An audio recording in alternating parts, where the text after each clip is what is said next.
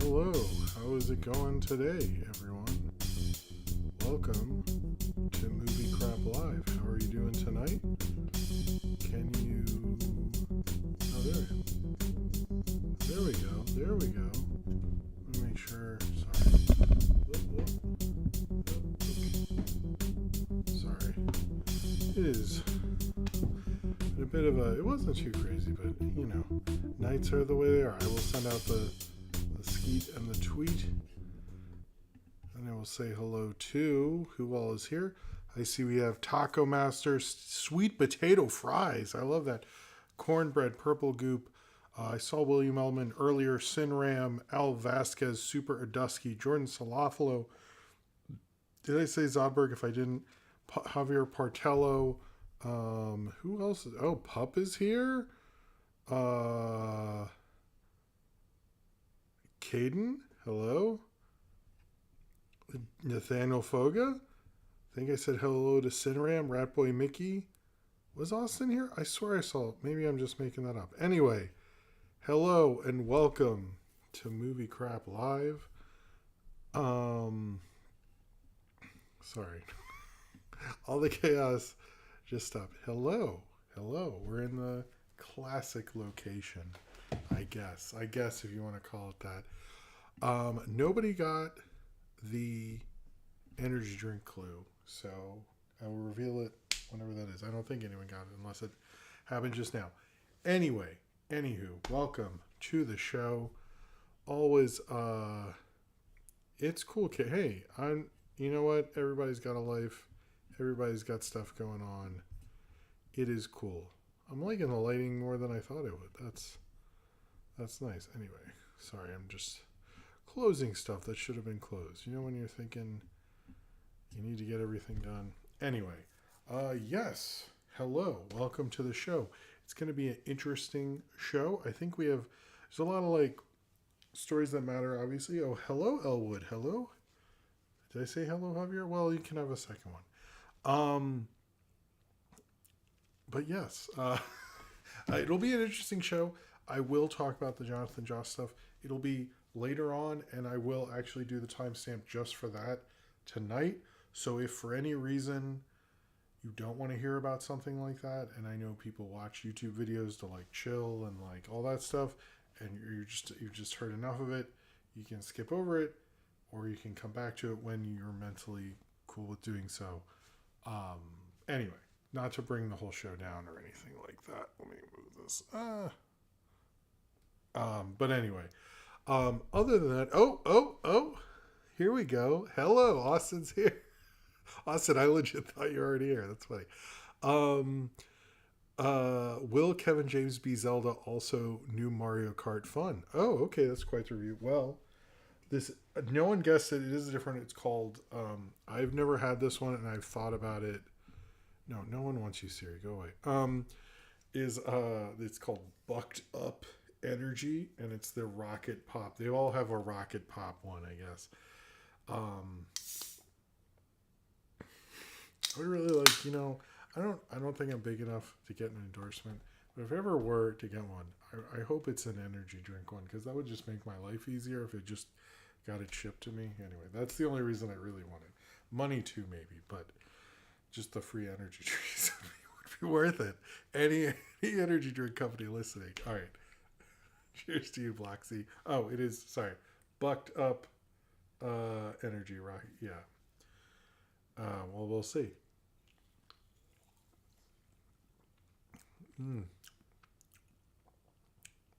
It's all right. Also, I want to give a shout out to Sophie's Betty Boop drawing. I think this is a really good drawing of Betty Boop. I think it's pretty good. I think it's pretty good. Anyway, sometimes I just like my kids' drawings and I put them behind here because I'm like, you know what? I don't know if anyone else cares, but I don't know if you can see that well the way I did and all. Just I can look back and go, oh yeah, I remember they did that. So if you notice, sometimes it's back there. That's just because of that. Oh, you're watching How to Train Your Dragon: The Hidden World. Cool. I've been wanting to rewatch that trilogy. So I actually, I'm going to be, so this whole time people are like, what do you want to do for Father's Day, and I was like, oh, we're gonna go see Elio, because I thought that was like Father's Day weekend. And I found out some jerk. Wait, hold on. I'll get to you, Austin. Some jerk decided Father's Day should be on the weekend of the How to Train Your Dragon live action remake. So I'm telling everyone right now that is canceled. I refuse to let that happen. Father's Day is the following Sunday. So if your dad's like, where's my Father's Day? I'm like, Jim changed it. They can call me. I've decided for all dads, we're moving it back a weekend. I think dads are pretty chill. If your dad wants to get drunk and fall asleep in front of a submarine movie on both Sundays, I say let him do it. But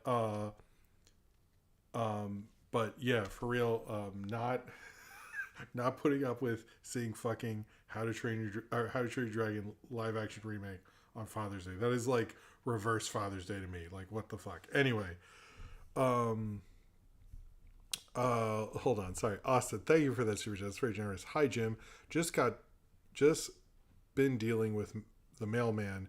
Take package back to the warehouse. I got there and they're like, hold on. Sorry. You can come by tomorrow. Seinfeld was right.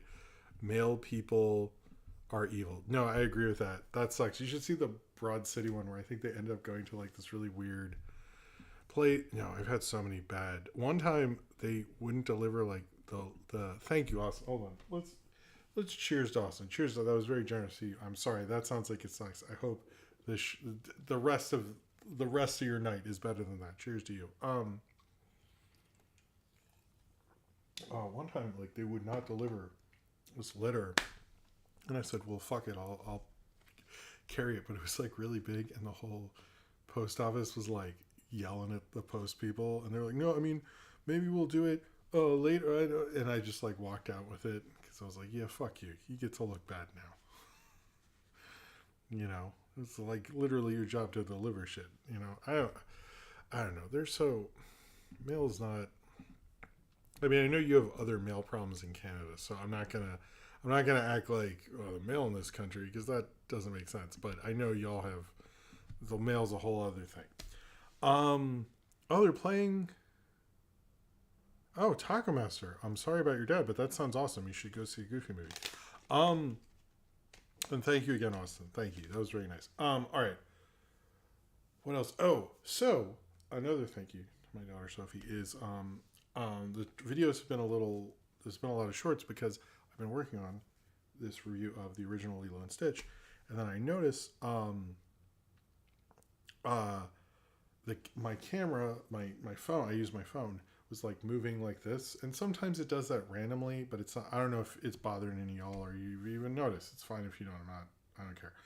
But like, it was doing it like too much, and so I had to like really test out my my camera settings, and I do a lot of camera tests. And last night, certainly, I did a bunch of camera tests just so I could make sure. So I think I've solved that issue, but it became, I'm hoping to get it out this weekend, but it sort of became like this larger stupid thing.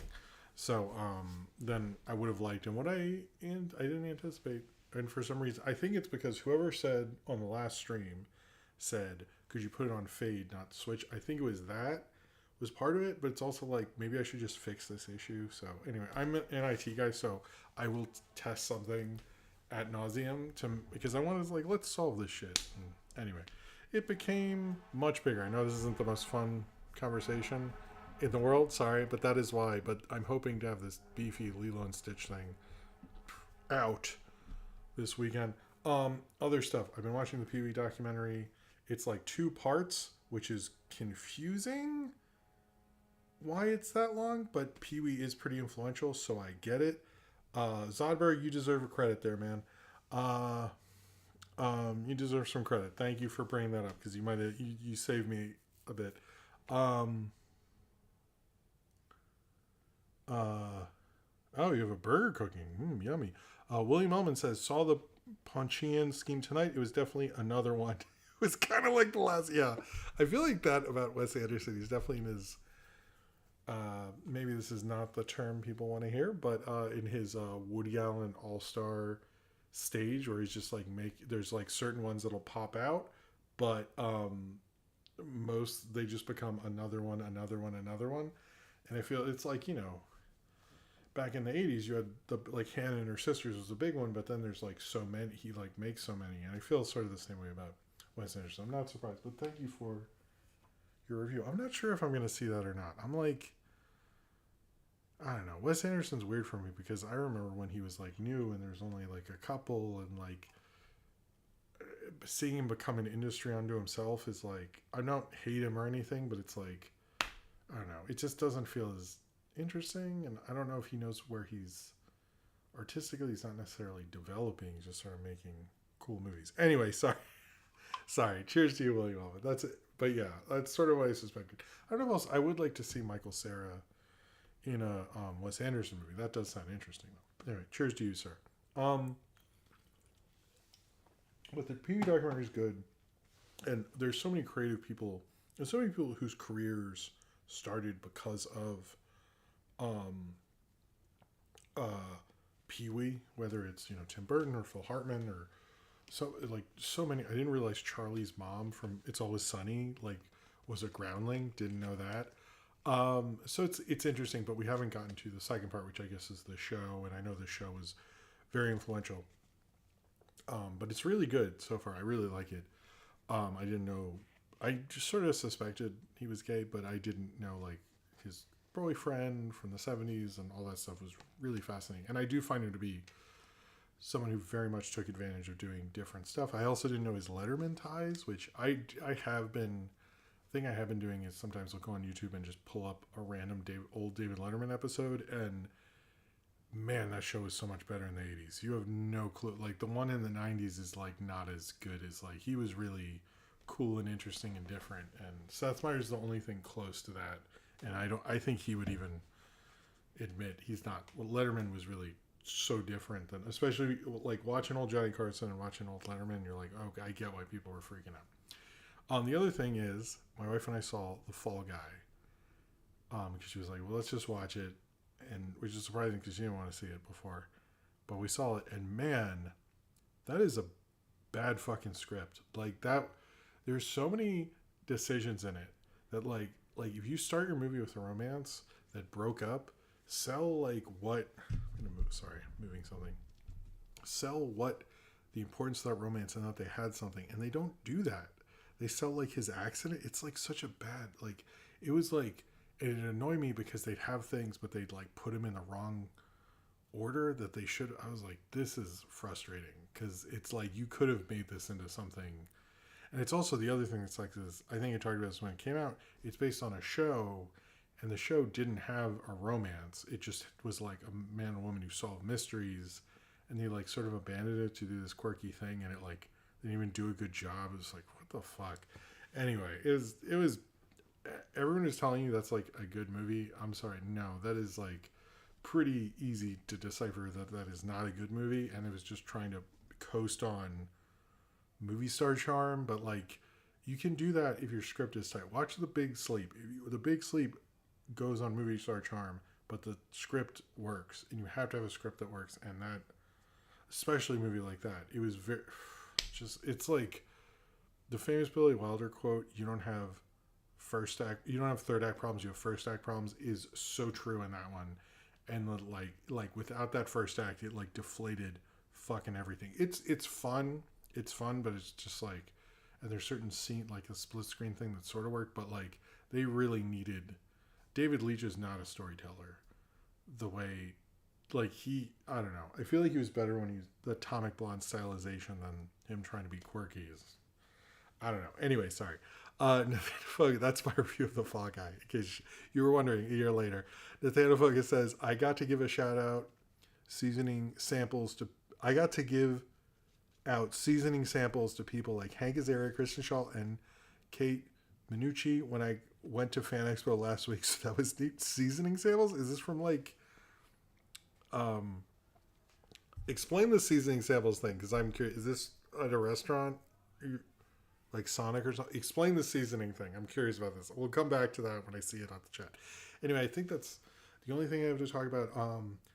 I can think of presently. I'm sure there's other things. What else I wanted to say? Oh yeah, throwbacks. Talk to me. Talk to her. Whatever. The other guys. Sorry. The the the guys. The Philippo brothers. Previous movie. That's gonna be tomorrow. Dogma will be on Sunday, which I thought was appropriate. Um, you and your mom have a seasoning brand. What kind of seasoning, Nathaniel Fogo? I didn't know this. That's cool. Um, uh, yeah. So this will be the next two. I've there were Marcel, the Shell, and Karate Kid were. I know I hyped them up before. And then the Santa Focus message me a link. I'm just curious. I don't think I can buy some, but I'm curious, man. Just send me a link. Post a link on the Discord so we can all see. Actually, post it on general. It's not promo. I want it on general. Sorry, mods. But yeah. Anyway. Yeah, I think that's it. I'll just say Dogma. Talk to whomever.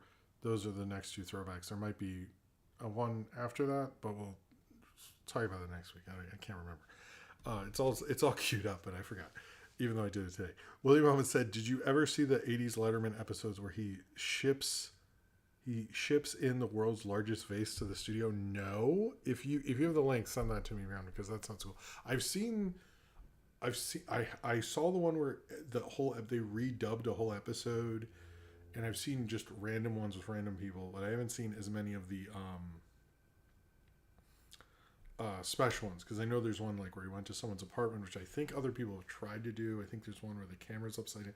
He really like messed around. It's sad that the later Letterman was not that. I always thought that was kind of the thing that hurt his legacy in a way. Anyway, let's actually get into. I don't think I have anything else other than the Karate Kid cartoon review and the shorts, and the Tom Cruise thing was part two. I shot that in 2023, but the Barbenheimer thing steamrolled all Mission Impossible interest.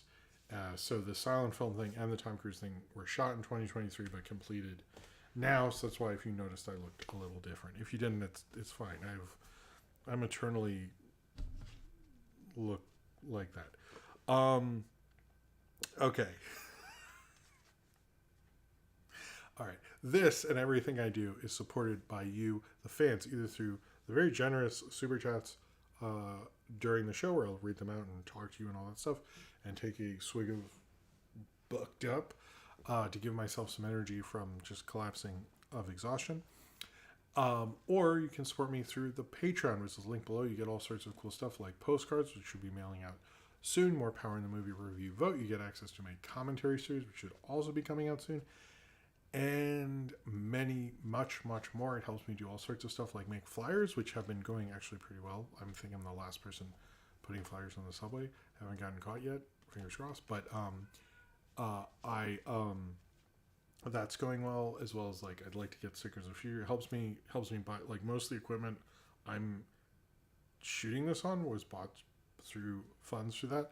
So it very much helps support the show. I know people say that, but you'll actually see results. And I very much appreciate if you're financially able to do so, either super chats through this or through the Patreon. I'm going to probably set up a Ko-fi, so if you want to do a super chat but you're not here at the time, you can and stuff through the new Patreon setup. But we'll get to that. That's going to happen later this month during real Father's Day, which is around Elio comes out, not when How to Train Your Dragon comes out. Don't insult me, Hollywood. Anyway, sorry. However, just if you're financially able to do so, thank you very much for doing that. If not, just liking or subscribing very much helps support the show. But if you don't even have a YouTube, or if you subscribe, you get all sorts. You get the instant premieres when those happen, the community posts, the throwbacks, all that wonderful stuff.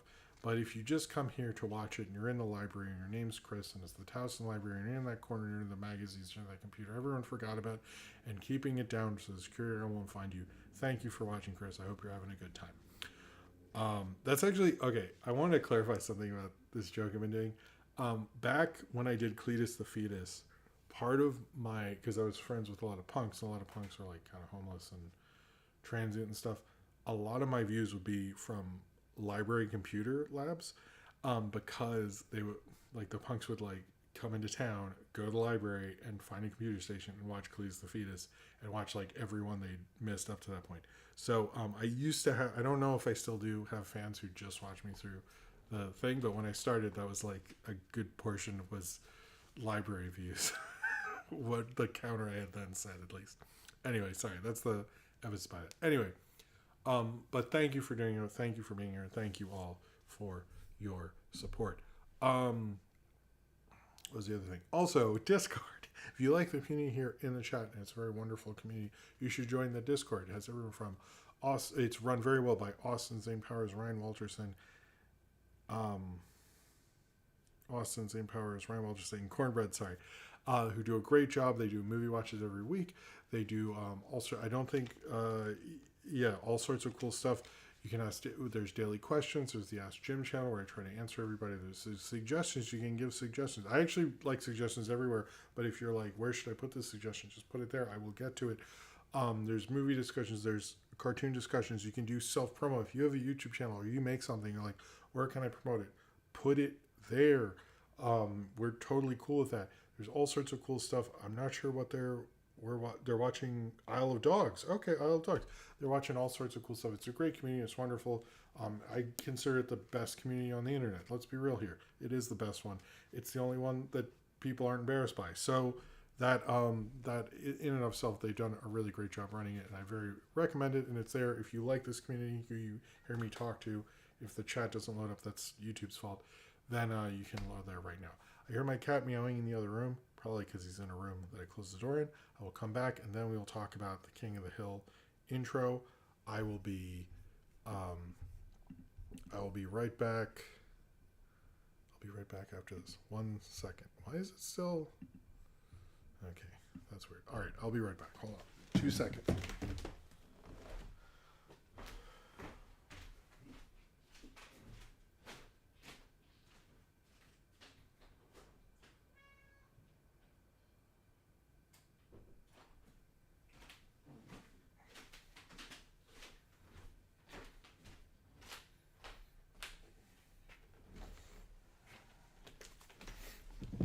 Okay. Anyway, I need to do a movie night again at some point if my life wasn't so crazy. But anyway, all right. So the King of the Hill intro dropped kind of right after we did the show last week. Anyway, I'm not ignoring the Jonathan Joss thing. I have a whole plan for that. So we're going to talk about silly stuff, and then or not murder things, and then get into that. So don't worry, as I said before. So the King of the Hill intro came out. At first, I think it was like it played, and then one of the people who worked on it posted it, and then it was just official. I'm not sure if it was just all official. But anyway, we got the intro that sort of fills in the gaps of what happened between the old one, the original show, and the reboot. We see that the Hills move out. We see that there's some black dude, I say that because I don't know his name, who moves in there, that Dale runs for office, supposedly, for a little bit. That's a little unclear right now. And then the Hills move back in, and then Bobby's there. It, I think it offered a lot of discussion. It also, I thought, was a good way to do a trailer because it kind of caught you up. And then you watch it, and then you're like, oh, okay, you can like get upset about all those things. And then on, what was it, August 11th, anytime in August, sorry, I forget. You're already prepped for it, which I thought was really smart. I know Mr. Cellos went through the whole thing, but I really do think it was a great way to catch you up on continuity, catch you up on so many things. His name is Muhammad. Where are we getting that from? I guess we're getting that from somewhere. But I am curious about how it's going to be, what Arlen's going to be like, what they're all going to be like, what Bobby's going to be like.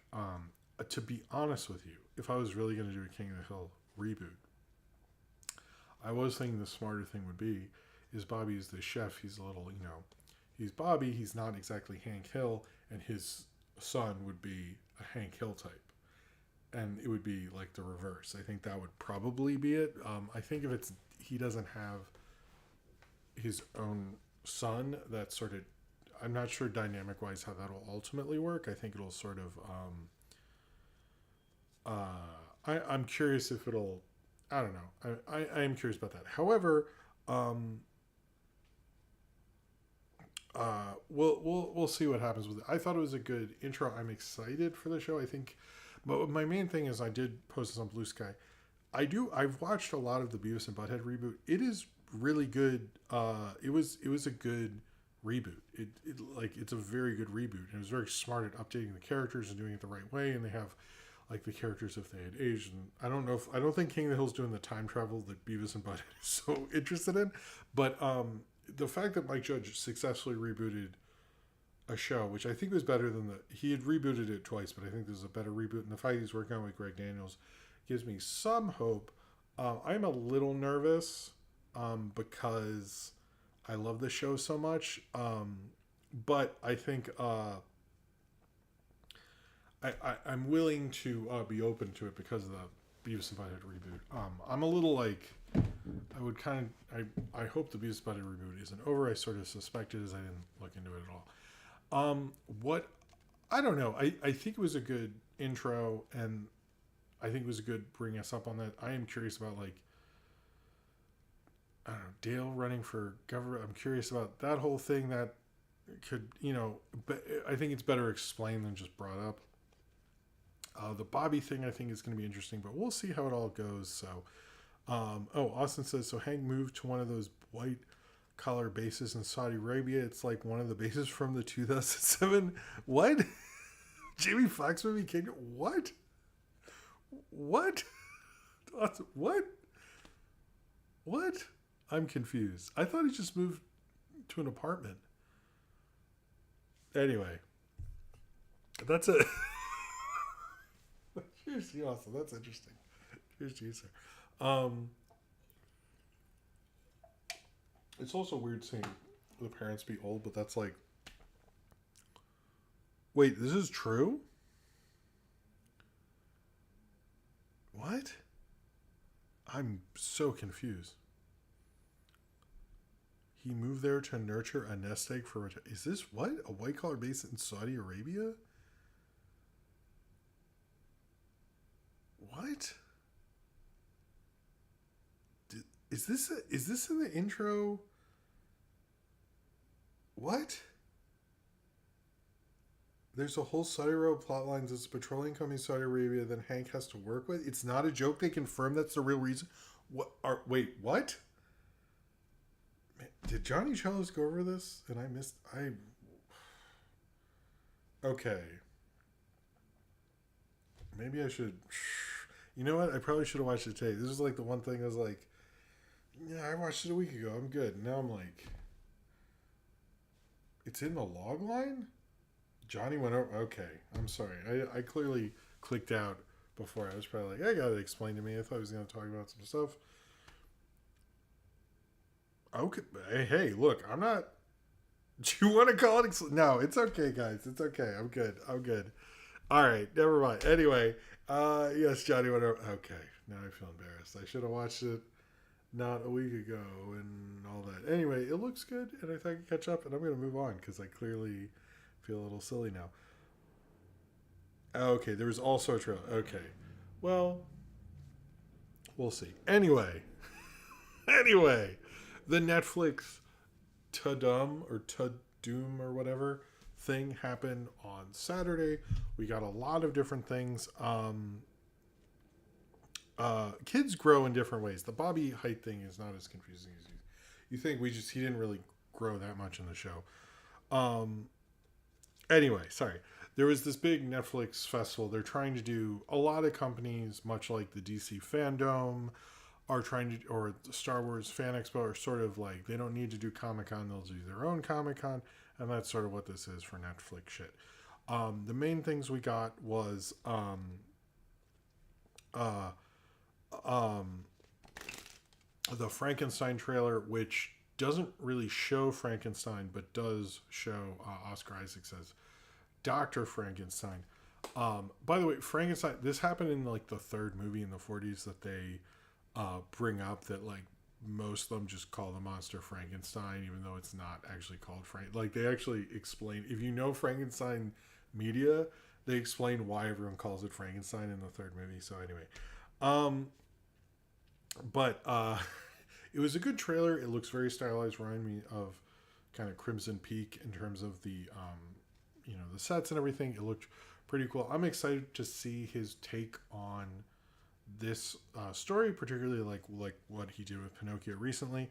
Um, but yeah, it was fine. It just more explains that one character. I'm curious if they're going to explain the monster more. The Happy Gilmore 2 trailer looks fine. I'm kind of like, it looks like just an average Adam Sandler movie, and I feel like when he made like Happy Gilmore, there was a little more like uh, he wasn't just wearing sweatpants all the time. Like they weren't as lazy as they are now. So like I kind of, but I'm excited. I don't know if I'll review the original or not around that time. I will watch Happy Gilmore too. I was like, you know what? I feel like Sandler's kind of peak. I don't know if he has a peak period, but his early '90s period is considered pretty solid. So I think it's a good idea to go back to some of it.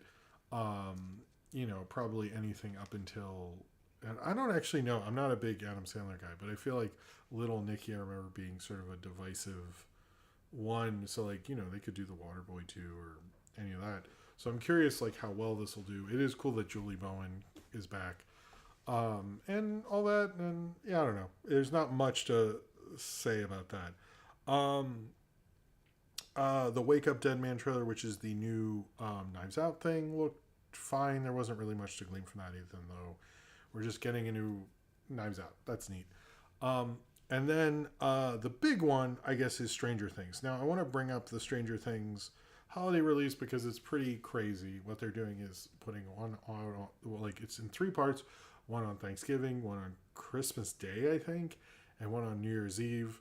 I forget if it's actually Thanksgiving or the Wednesday before Thanksgiving, but effectively it's like Thanksgiving, Christmas, New Year's Eve. Now, I've heard this actually be misreported. I want to explain this release strategy because I talked about it a little bit on Blue Sky, but the holiday release is actually really important for media. I've heard a lot of people say like, oh, because no one's watching it because everyone's busy with stuff around those times. First off, look, I'm a parent who has to do a lot of stuff. There's a lot of times you're watching TV during holidays. I don't know why. There's certain like major. I'm not gonna call out names, but I listen to a lot of different podcasts and YouTubes and stuff. I heard so many people go, "Oh, this is to beef up those time periods." I'm like, what are you guys doing on the fucking holidays? Like, I don't understand this. Anyway, if you didn't know, the holidays are actually a big time. Thanksgiving and Christmas are a big time to change people's minds about certain things. I'm not joking about this. This is like, I've seen reports on this. Like the reason, I would say the most recent one is the reason Facebook overtook MySpace is not because of popularity from peers. It's from popularity of family members. So like if your cousin, you value, like whether you like it or not, you value a family member like a cousin or something's opinion. Most people do. I'm talking very generally, obviously. Than like your peer, and if your cousin's like, hey, Facebook's pretty cool, you're gonna be like ditching MySpace. The same thing happened. Like people have said it with like Nirvana. Nirvana's Nevermind overtook number 1 based on returns, and a lot of they're just not data to back this part up, but a lot of people insinuated is because your cool cousin says, hey, have you heard Nirvana? It's fucking awesome. Um, oh, I did bully him out of it. I forgot about that. Then they're going to go, oh, return this like CD I didn't want to warrant, and I'll get Nirvana's Nevermind. And they actually used to do this a lot with particularly hip hop. Nirvana was the only rock band who really did it. Like DMX purposely released an album to do that. I think there's a couple other examples, but it's a major time to like, you might not. I think the reason Hollywood is embracing this time, one, they've seen Avatar do it twice, and despite that, everyone will write these long essays about how like nobody cares about Avatar. Avatar will just coast because your cousin will be like, oh, I actually saw Avatar 2 and it was pretty neat, and then you go, oh, maybe I'll see Avatar 2. You'll listen to those people more, but you also like have more free time, so you're willing to go see it. And I think like Doomsday will take advantage of this next Christmas. And Stranger Things as well. Maybe you don't want to fucking see Stranger Things. Like, maybe you're like, I hate that stupid show. I have to hear about it all the time. But your mom's like, you're home from college or whatever. You're hanging out with your mom's house for a few days and she wants to watch Stranger Things. So you'll watch Stranger Things. And then you're into it. And then it's New Year's Eve and you're watching the finale. It's like purposeful because I think it makes sense for long franchises because you'll sort of put up with it because you have the time. And I think they know that. Also, Squid Games season 2 did crazy last Christmas. So anyone who's telling you Christmas is not a good time for TV watching, Netflix begs to differ. They always have a big thing around that time. Just look at the success of Red Notice. We all reference that all the time. No, I'm joking, but it is crazy how much this time period is becoming like bigger than summer almost. Like this Christmas, we're getting Stranger Things and Avatar 3 and Wicked 2, and it's like all the biggest I feel like the top 5 is getting assaulted box office wise the biggest things. Like I don't understand why people underestimate it. I was surprised because to me I was like, oh, that's an insane strategy. Like you're just like not fucking around. Like Thanksgiving, Christmas, you're like you're just hitting it all. So I don't know.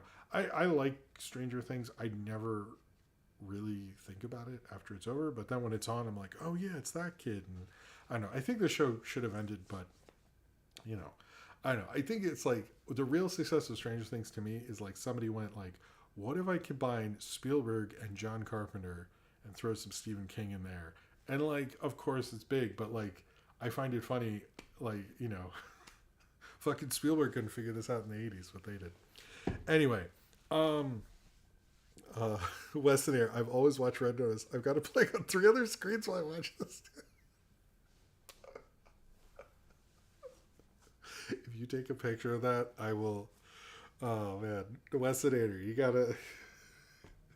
I would love if like there was a YouTube person who was just like constantly doing theory videos on Red Notice. They would do so poorly, but it would make me laugh. Oh, Throw Mama from Bloxy. That sounds like a lot of fun. I gotta give it to you there. All right. Next up, where are we on this? Okay. So the Hunter Schafer. Oh, hey, Ability. Hunter Schafer's Princess Zelda. I think this makes. If you just look at them, to my understanding, it's they them with Hunter Schafer because I've heard it on other people say that. I know Cornbread has said I should just if I'm confused on what to do, I should say they them. I'm going to say that because I've heard other people say it. Regardless, I view Hunter Schafer as I guess female presenting is the best way to say that. I think they look to me like Princess Zelda. To me, I think it looks pretty good. There's been no Nintendo hasn't said anything. I sort of don't think the Red Notice. I'm not sure. That's a fairly big role for a studio, and knowing how media companies are, I sort of don't think they're cool enough for that. I don't know Hunter Schafer's acting super well. I've only seen a bit of Euphoria, and I'm not a fan really. So I'm not. Is Hunter Schafer in Euphoria? I actually don't know. I didn't look at Hunter Schafer. Clearly, I don't. Here, I'm going to look them up. Look them up right now. Hunter Schafer, Euphoria, Cuckoo, Euphoria. Oh, they're in Hunger Games. They're in Blade Runner. Oh, in a different Blade Runner. And yeah, I may have seen them in Euphoria. I'm not even sure. Anyway, sorry. I think it would be a good casting and it's also it's a fantasy world. Someone can be trans in a fantasy world. I don't understand what the problem is. Now, the real question is, as someone who clearly, I know you guys don't ever acknowledge my gaming channel. Some call me Johnny. I've been doing it the whole time. But whatever. No, I'm joking. He's a nice guy though. But who is going to do whoever they get to play Link? Will they be able to say, "Excuse me, princess"? Because if they can't do that, why even cast them? I do think whoever they're going to get for Link will. The thing is how they cast this will be interesting because, like we've said with other Marvel things, there will have to be chemistry tests. They will have to cast it around someone. I would think they're probably going to cast Zelda based on Link. So if Hunter Schafer has chemistry with whomever is playing Link, I think that would matter the most at that time. But I really do think it matters how they will say, "Excuse me, princess." I think that would be, whenever that comes out, I will fully. Man, I was so into that stupid fucking Zelda show when I was a kid. I'm not even joking. I was like, it's Friday, it's time for Zelda. Yeah, I never played that game when I was a kid, but I was hyped for the specialness of that, and when I rewatch it, it's embarrassing. Most of the shows, Jim is actually a master. That's why Johnny looks at. Yeah, I like. What's my only gaming content thing is there's that charity stream we did, um, and he was like, no, Jim, you can play games. I'm like, I'm pretty terrible, and he's like, no, it's fine. And then afterwards, we're like, you should leave. You're pretty terrible. And later he's like, you were joking. You really don't know what you're doing. Anyway, it was nice to let me do it. I forget when it was, but I remember like literally like I think Izzy and Nolan were looking at him like, are you for real? Like, I don't think you want to. Anyway, remember the episode where they meet Captain N? You know what? Actually, when I was doing the Austin, when I was doing the Karate Kid thing, I was like, I should review a Captain N at some point. That would have been. If Phineas and Ferb wasn't in, I might have considered it for the Switch too, maybe at some point. But cheers to you, Austin. I definitely watched Captain N. I watched a lot of TV. I'm going to be honest with you.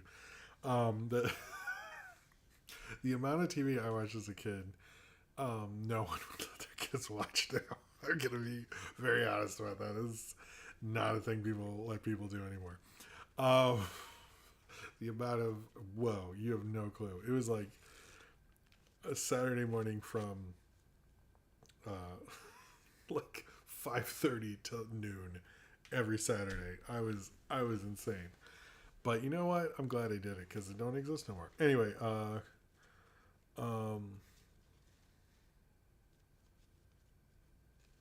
okay.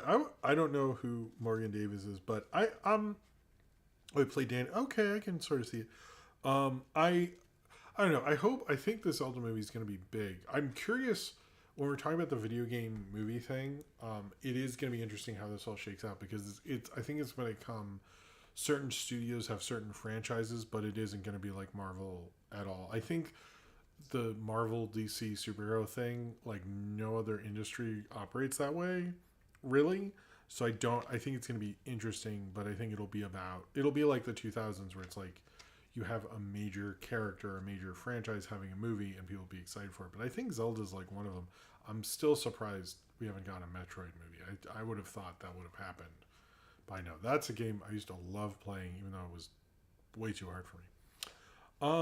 I don't normally talk about this podcast, but WTF, Mark Maron's podcast is ending. I know people aren't as into it and some are. I've listened to it for a while. I kind of pick and choose. I used to listen to a lot. Now I just like, oh, this person's on. I listened to the Ryan Coogler one that was good. I listened to the Demi Moore one. I mainly just listened to movie content, to be honest, and Song versus Song, the John the Shadows podcast. I like that one as well, but I'm not very good at keeping up with anything else. I think he's a good interviewer. I think he's a decent guy. But it has gone on for a long time.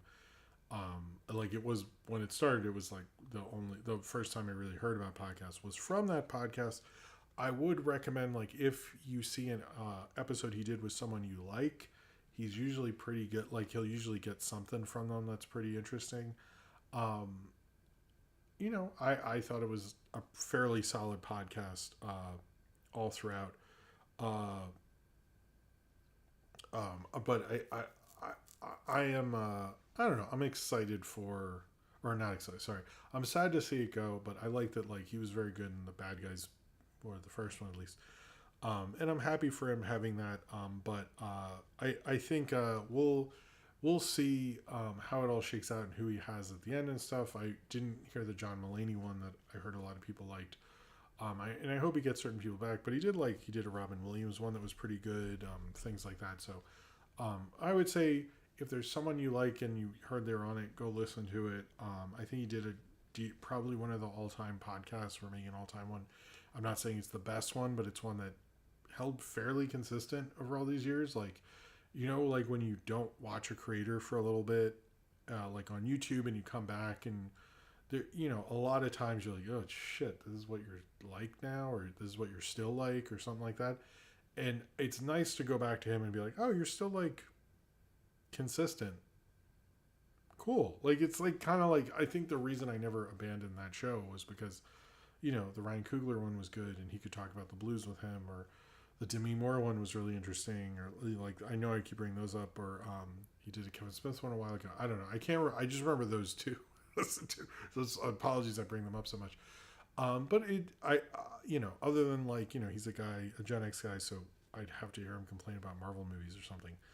Um, I always thought it was a good podcast. So I'm sad that it's gone. I implore you to go check out one of the ones of someone you think is cool. I think you'd be surprised how good it is. You do have to go through his whole like intro thing, but because he goes on about like his own stuff. I understand that's like what they like to do, but whatever. I fast forwarded through those all the time. Whoa, Daniel Vasquez just got out of Dogma. First time seeing it in theaters. You're right, it's great. Awesome, Daniel Vasquez. First off, I'm glad you got to see it. Cheers to you. Thank you for. I'm glad people. Are reappreciating Dogma. I've always thought it was a solid. Maybe I'll have to rewatch it soon. Anyway, cheers to you, Daniel Vasquez. Austin says, better than Nolan ask Owen Dennis about Monster Truck. I almost posted when Elon and Trump were doing that whole back and forth. I was like, this is, it's crazy that the Trump and Elon are having a messier breakup than Pizza Party is telling. Cheers to you, Austin. Okay. So Natasha Lyonne, who's dating this guy who runs an AI company. I read that Vulture article, but she also posted a thing that David Lynch posted. Hello, Morgan Ray. Posted or had this quote about, it's just a tool like a pencil and all this stuff. I just don't. I think that is a bullshit claim. Also because like Natasha Lyonne, like is notoriously like a New York person, and I was sort of like every time I hear interviews with anyone, she's like, oh well, she's at Film Forum. I've never seen her at Film Forum, to be clear, but I've always heard like she hangs out in New York and does all these New York film things and stuff. So a little surprised. I was like, but David Lynch lives in L.A. Are you like? That doesn't sound like, to me it was like the basic amount of research. Like when would you have interacted though? Like I don't understand. What do you anyway? I think it is bullshit, and this whole thing studios are going to use AI and they're using AI. I have heard those claims, but they're like everybody's doing it, but they're secretive about it. But that almost sounds like, and hear me out on this, like it's total bullshit. If I just said everyone's doing this thing, but they won't admit it, I could literally say that about anything because they're not admitting it. That's the biggest lie crap I've ever heard in my fucking life. Like if I said like, oh well, everyone who's really big, I don't know. It's like it's like if I told people like, all the biggest YouTubers watch my channel, they're just like really on the down, like on the Mr. Beast watches everyone. He just doesn't tell people, but he does. He will never admit it. And if like you say it that way, like anyway, sorry, I don't know. I couldn't come up with an example, but the point is like that's like such a lie thing. I'm gonna say here's the thing about my real thing about AI. I may have said this on here before, but I'll say it again if I haven't. AI is being brought to you not by how any artistic medium, and this is the history of art, all the history of art. Here's how everything starts. It starts with like a few people who make something cool, and then the establishment gobbles it up and makes it into a thing and takes too much credit for it. The problem with AI ultimately is, one, it's been 2 years.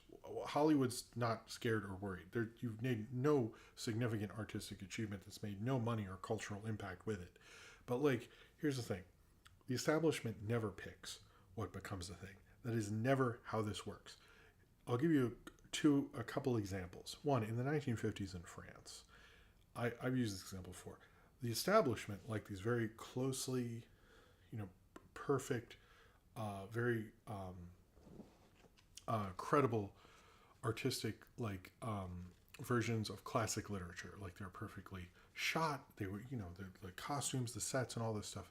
And they this was what the establishment in France really wanted in the 50s. And you're probably like, I never heard of that. You know why you've never heard of that? Because the French New Wave happened. All right, the establishment didn't want the French New Wave to happen, and yet it did, and that it changed literally everything after it, to the point that you don't know what the fuck I'm talking about before. I'll give you another example. In the 70s, everyone, the establishment liked long guitar solos. They liked these huge bands that brought everyone into the stadiums. They liked stadium rock. Punk rock happened. Look where rock and roll is now. I could do this literally all day and keep coming up with things that came from people who were not the establishment, and then the establishment took it on. The establishment does not just choose what we as the culture take on artistically. That is literally never worked, and it will never work, and it won't work this time either. If you, I know everyone in AI is like, but this is different. It's not. We're pretty, we're pretty, we're like the same shit. So anyone who's telling you, people, these are the people who think they're going to be the next Steve Jobs. But anyone who thinks they're going to be the next Steve Jobs is ultimately an asshole. And like assholes might get to choose a lot, but rich assholes do not get to pick these things. So just don't. Anyway, I have also heard various theories that Natasha Lyonne kind of sucks as a person, but no one seems to want to go on about it. So we'll figure that out soon. However, I just think it's kind of embarrassing. I do not think I I don't know. It's just not really going to work out. I think the way they all claim it is. I do not think it's going to take over Hollywood. I don't. Hollywood isn't scared. If you make an AI movie and it actually sells tickets, maybe we can talk about it. But anyway, oh, is it? You know what? I just realized she used a pencil because he's a thing. I do some work in AI and I can say they're lying. Thank you. AI is a huge body sick with no viable return. Thank you, Bloxy. No, it's basically the rich has found a way to like not get rid of it. Like the NFT thing was embarrassing, but I don't think like they pushed it too far, and I know a lot of them are bottoming out. But it was like every time I hear about, sorry if I went on my little art history rant, but it just like to me it was like if you really think about it, it's not gonna work. Anyway, cheers to you, Bloxy. Like, and I love when people are like, "What if I had Humphrey Bogart in a Star Wars?" I'm like, so you. Anyway, I don't think that's the way it's going to happen. Sorry if that was a long rant. I don't like the AIs. All right, sorry. I apologize. No, not too long. All right, Mark Hamill has said he's not going to become, no longer going to play Luke, which is my only thing with this is like, dude, you're gonna show up for like 2 scenes as a Force ghost. Is this really like worth making these big statements about? Whatever. I'm like, I don't think you're like you already died. Like I don't really see. You know, if you don't want to come back, that's fine. I just think it's like not worth making a statement on. I don't know. I love Mark Hamill since I was a little kid, but sometimes it's a little cringy, and I thought that was not worth making a statement about because like, so you're what are you exactly are you missing here? I'm now a little lost on what you're not gonna do. Like whatever.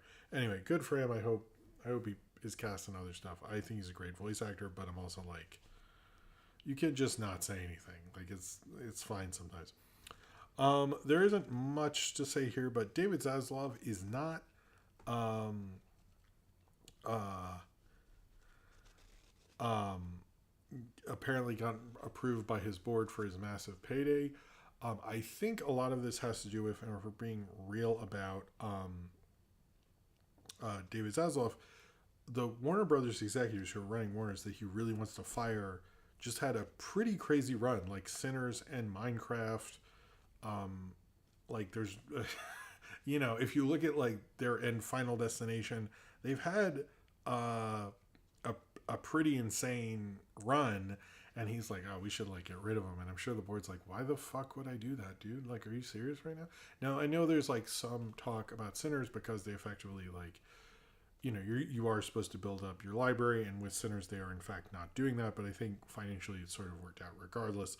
Um, which there's nothing to do with like the weird racial tones that take on Sinners discussions. I do think like if I hired someone to make content and build up a library, you definitely have a meeting where you'd be like, what the fuck, dude? Like you're just giving away the copyrights here. That is definitely, no matter who it is, they're going to ask that question.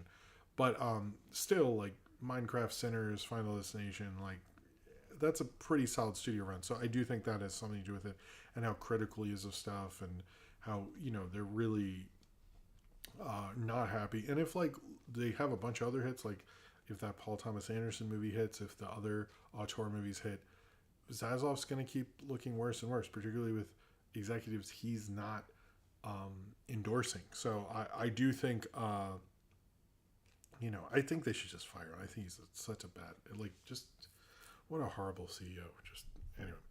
All right, so this is sort of, we're not going to talk about Johnathon Joss just yet. I'm going to talk about this J.K. Rowling thing, and I want to go into my whole thing with this. I want to explain it. So, Jeff Snyder wrote this piece about how they could eventually get rid of J.K. Rowling. My feelings on Jeff Snyder is basically like he's not like a critic or anything. He's like a scoop Hollywood insider person. None of those other guys are on podcasts, so I think he sounds worse than he really is. Like if all those other guys had a podcast with him, I've heard the few times those guys have been on podcasts, and they're interesting fellows, but they really shouldn't give their opinions on movies and other things. However, I will stand by his reporting and stuff on that, and I thought this was an interesting one because many people would not. I don't agree with a lot of what he says. I just like his scoops, to be honest with you. However, the J.K. Rowling, he brought up how J.K. Rowling could be bought out from Harry Potter, and that it's a real possibility. Now, one of the big things about this is he's reported this, and other people reported that Warner Brothers is very interested in getting the original cast back to do I guess it'd be eighth movie, another movie with Ron, Hermione, and Harry, and they have basically, the rumor has long been that they will not come back if J.K. is there, which, by the way, I think is actually legitimately cool that they won't, because that puts the studio under pressure to get her the fuck out of there. Now, his theory is two things. One, her transphobic shit, like her thing with like the cigar and the whiskey, did not go over well industry-wise, and I think a lot of people are like, we really got to get rid of this lady. Like, this is just, that we can't be doing this anymore. This is like, it made a lot of people second-guess their relationships with her. Just call her Joanne? Okay, I'll call her Joanne Taco Master. That's a good point. Counterpoise is from Baltimore, lives in Baltimore, or did, or something. Anyway, I'll call her Joanne. Thank you for reminding me, Taco Master. Cheers to you.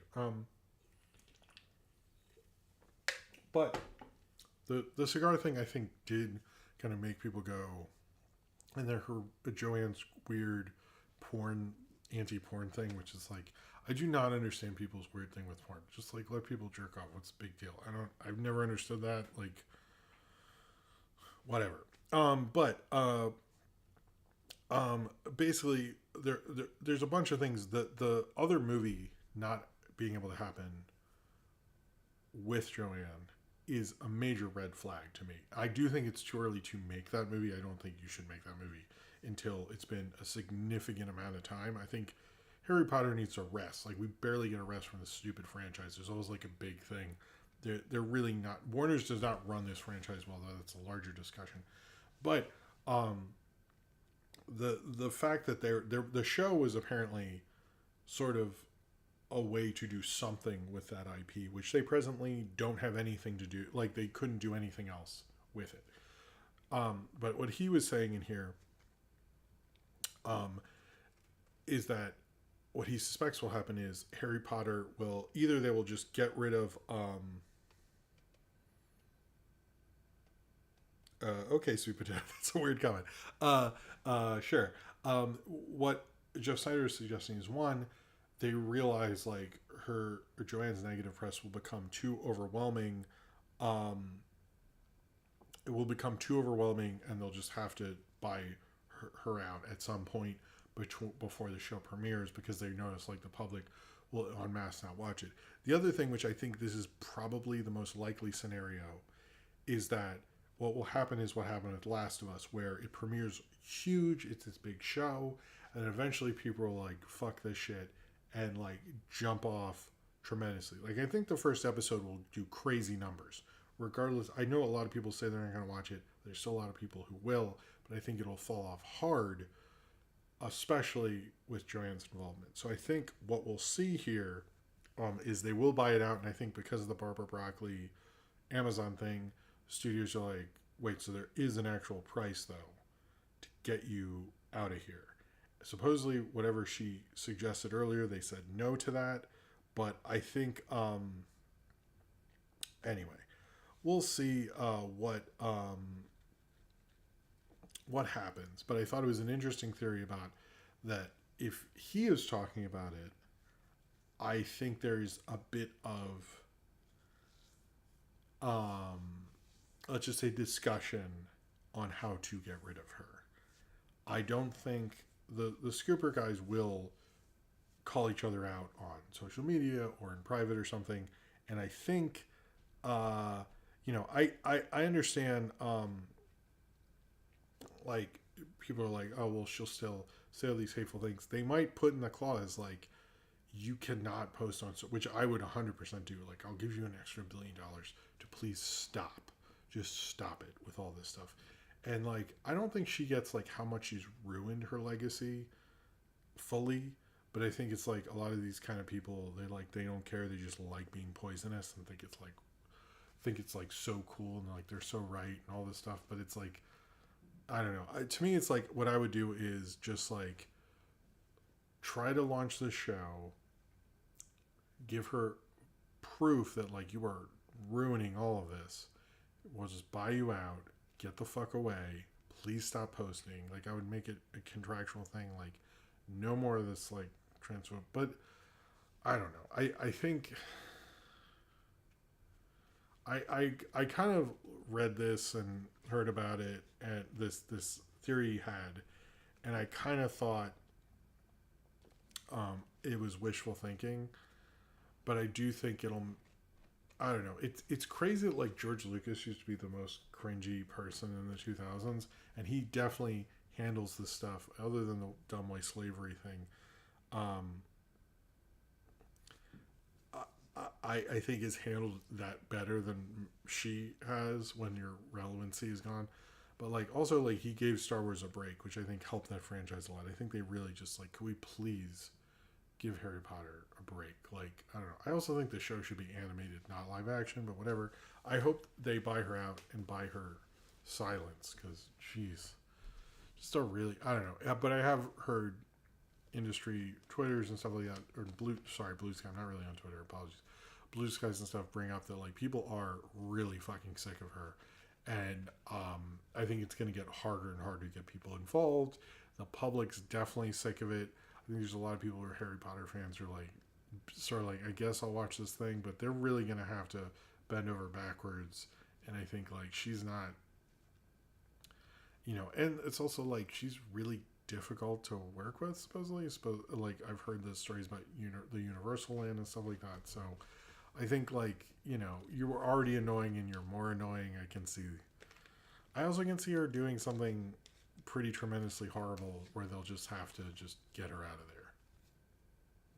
But like worse than what we're doing. I don't know what that is, but I can see it. Tiger Match says Al House will be better remembered than Joanne's crap. I mean, I hope so, but we'll see. Hey Dante. Yeah, I don't know. Anyway, cheers to you. All right, so um I'm sorry, I'm trying to remember. Okay. 104, Jim. Remember that later. All right, so we are going to talk about Jonathan Joss now. Um, Jonathan Joss, who's the voice of John Redcorn on King of the Hill, and was on Parks and Rec as well. But I think most of you know him for King of the Hill. Was shot and killed this past week. What has been reported and believed to be at this time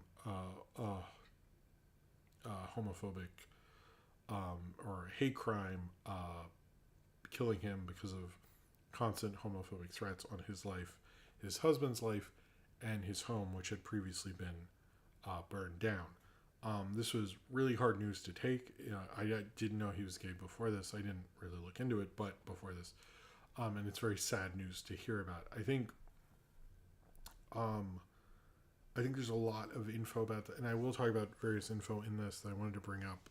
But I do, at this time, believe it was a hate crime, despite the police just came out and said they do not believe it is. But at the same time, they have also admitted that making it a hate crime would not would not penalize him or anything. So we can say it's a hate crime, but it wouldn't it might make the killer look worse to us, but based on the laws there, it wouldn't do much, unfortunately. Um, I think he was such a great actor, and like so the timing, he would always have such great, perfect timing. His line reads were like amazing every time.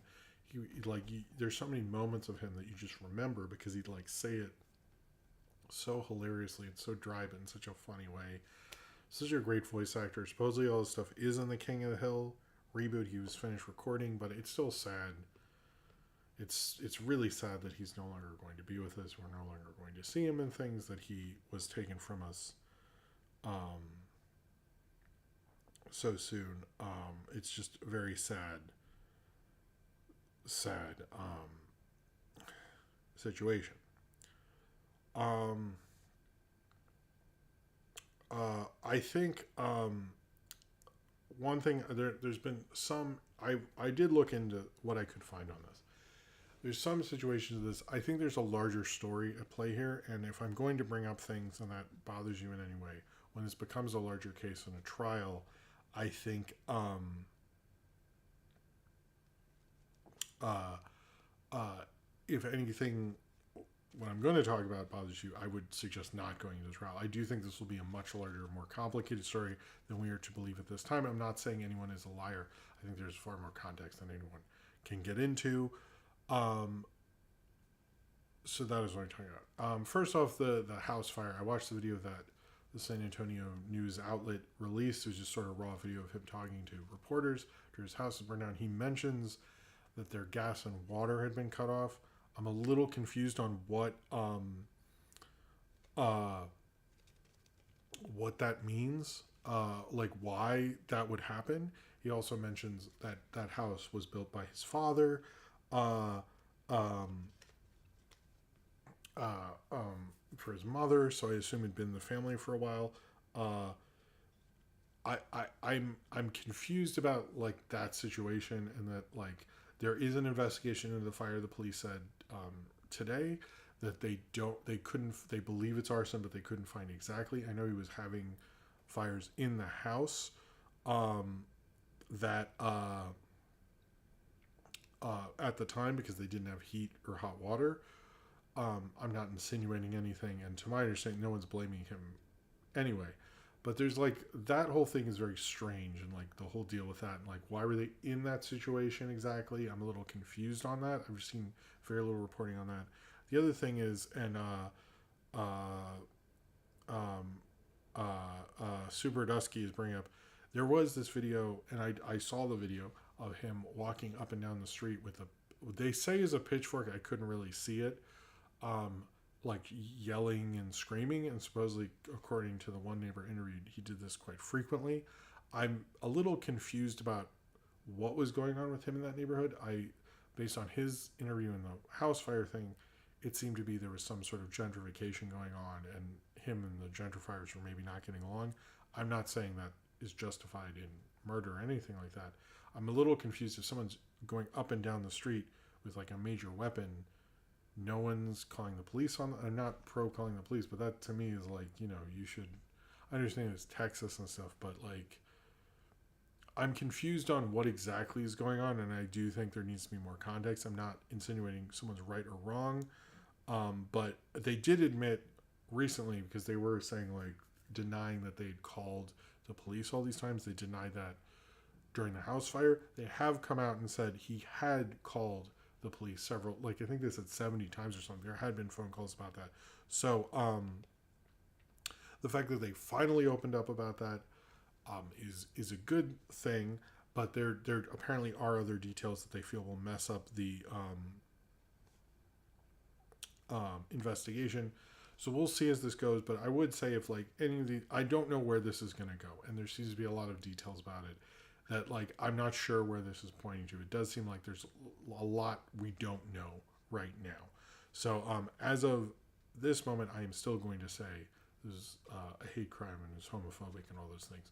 But there seems to be a lot going on that we don't fully know, and I think that trial will bring up all of that. I would just say like, let's just wait for more information to come out. To me, it's just a very sad loss. He seemed to be struggling a lot.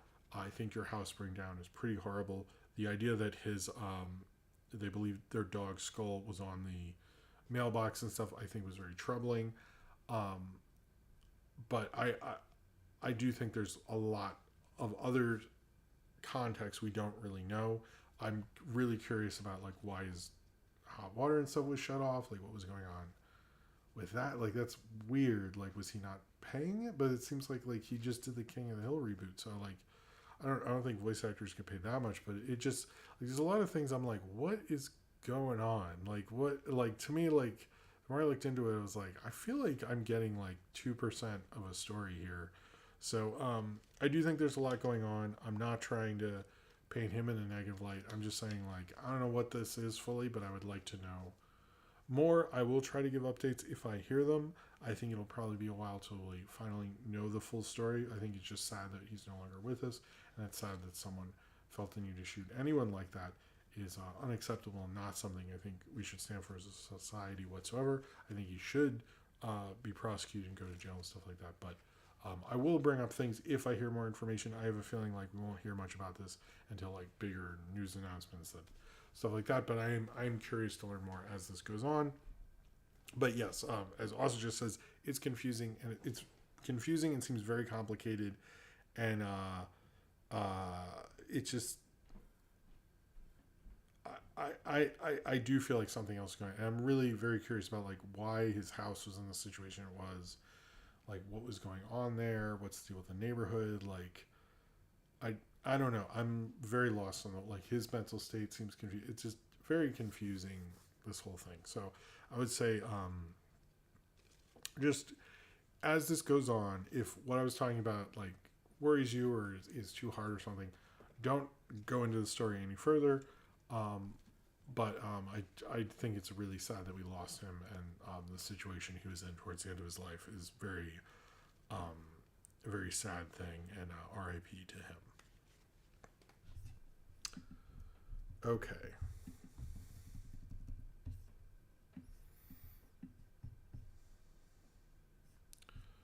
All right. Where are we? So the Care Bears movie was announced today. Um, what's the deal with the Care Bears movie? Transition. So the Care Bears has been announced. Is going to be from the director Josh Greenbaum, who did the documentary on Will Ferrell and his friend. He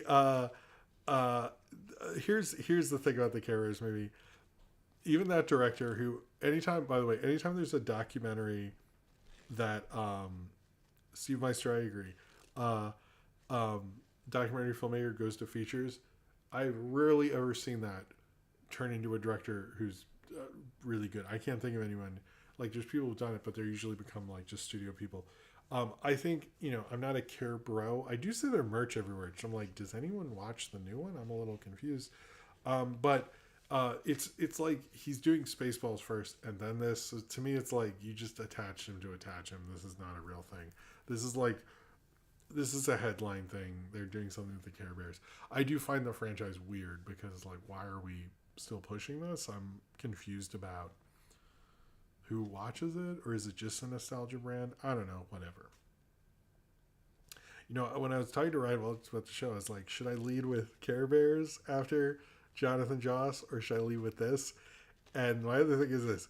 So John Campea is really upset that AMC Theaters is doing 30 minutes of commercials before the movie, and wrote an angry thing, and saw a flip out. Oh my God. I'm going to tell you right now, this is a real thing. I absolutely, this is me being a hater, I guess. I think it is really funny when those like really fragile ego white dudes who do movie shows get super upset. Like I watched that Christian Harloff freak out way more than I'm proud of. But oh my God, they're such fucking babies. It is like any minor thing that they feel, oh my God.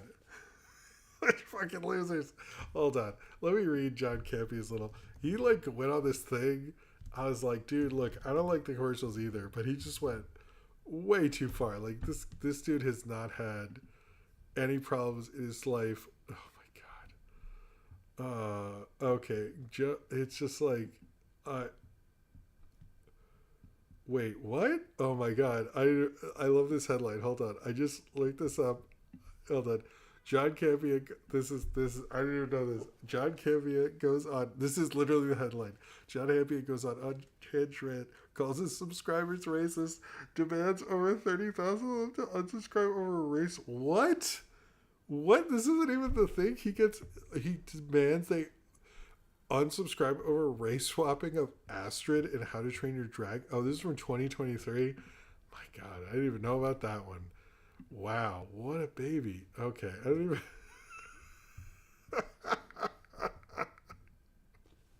Oh my God, I just tried to the news into Google. They didn't even have the. My God. I never. Where's his little ranty? Let me go to Blue Sky. Yes.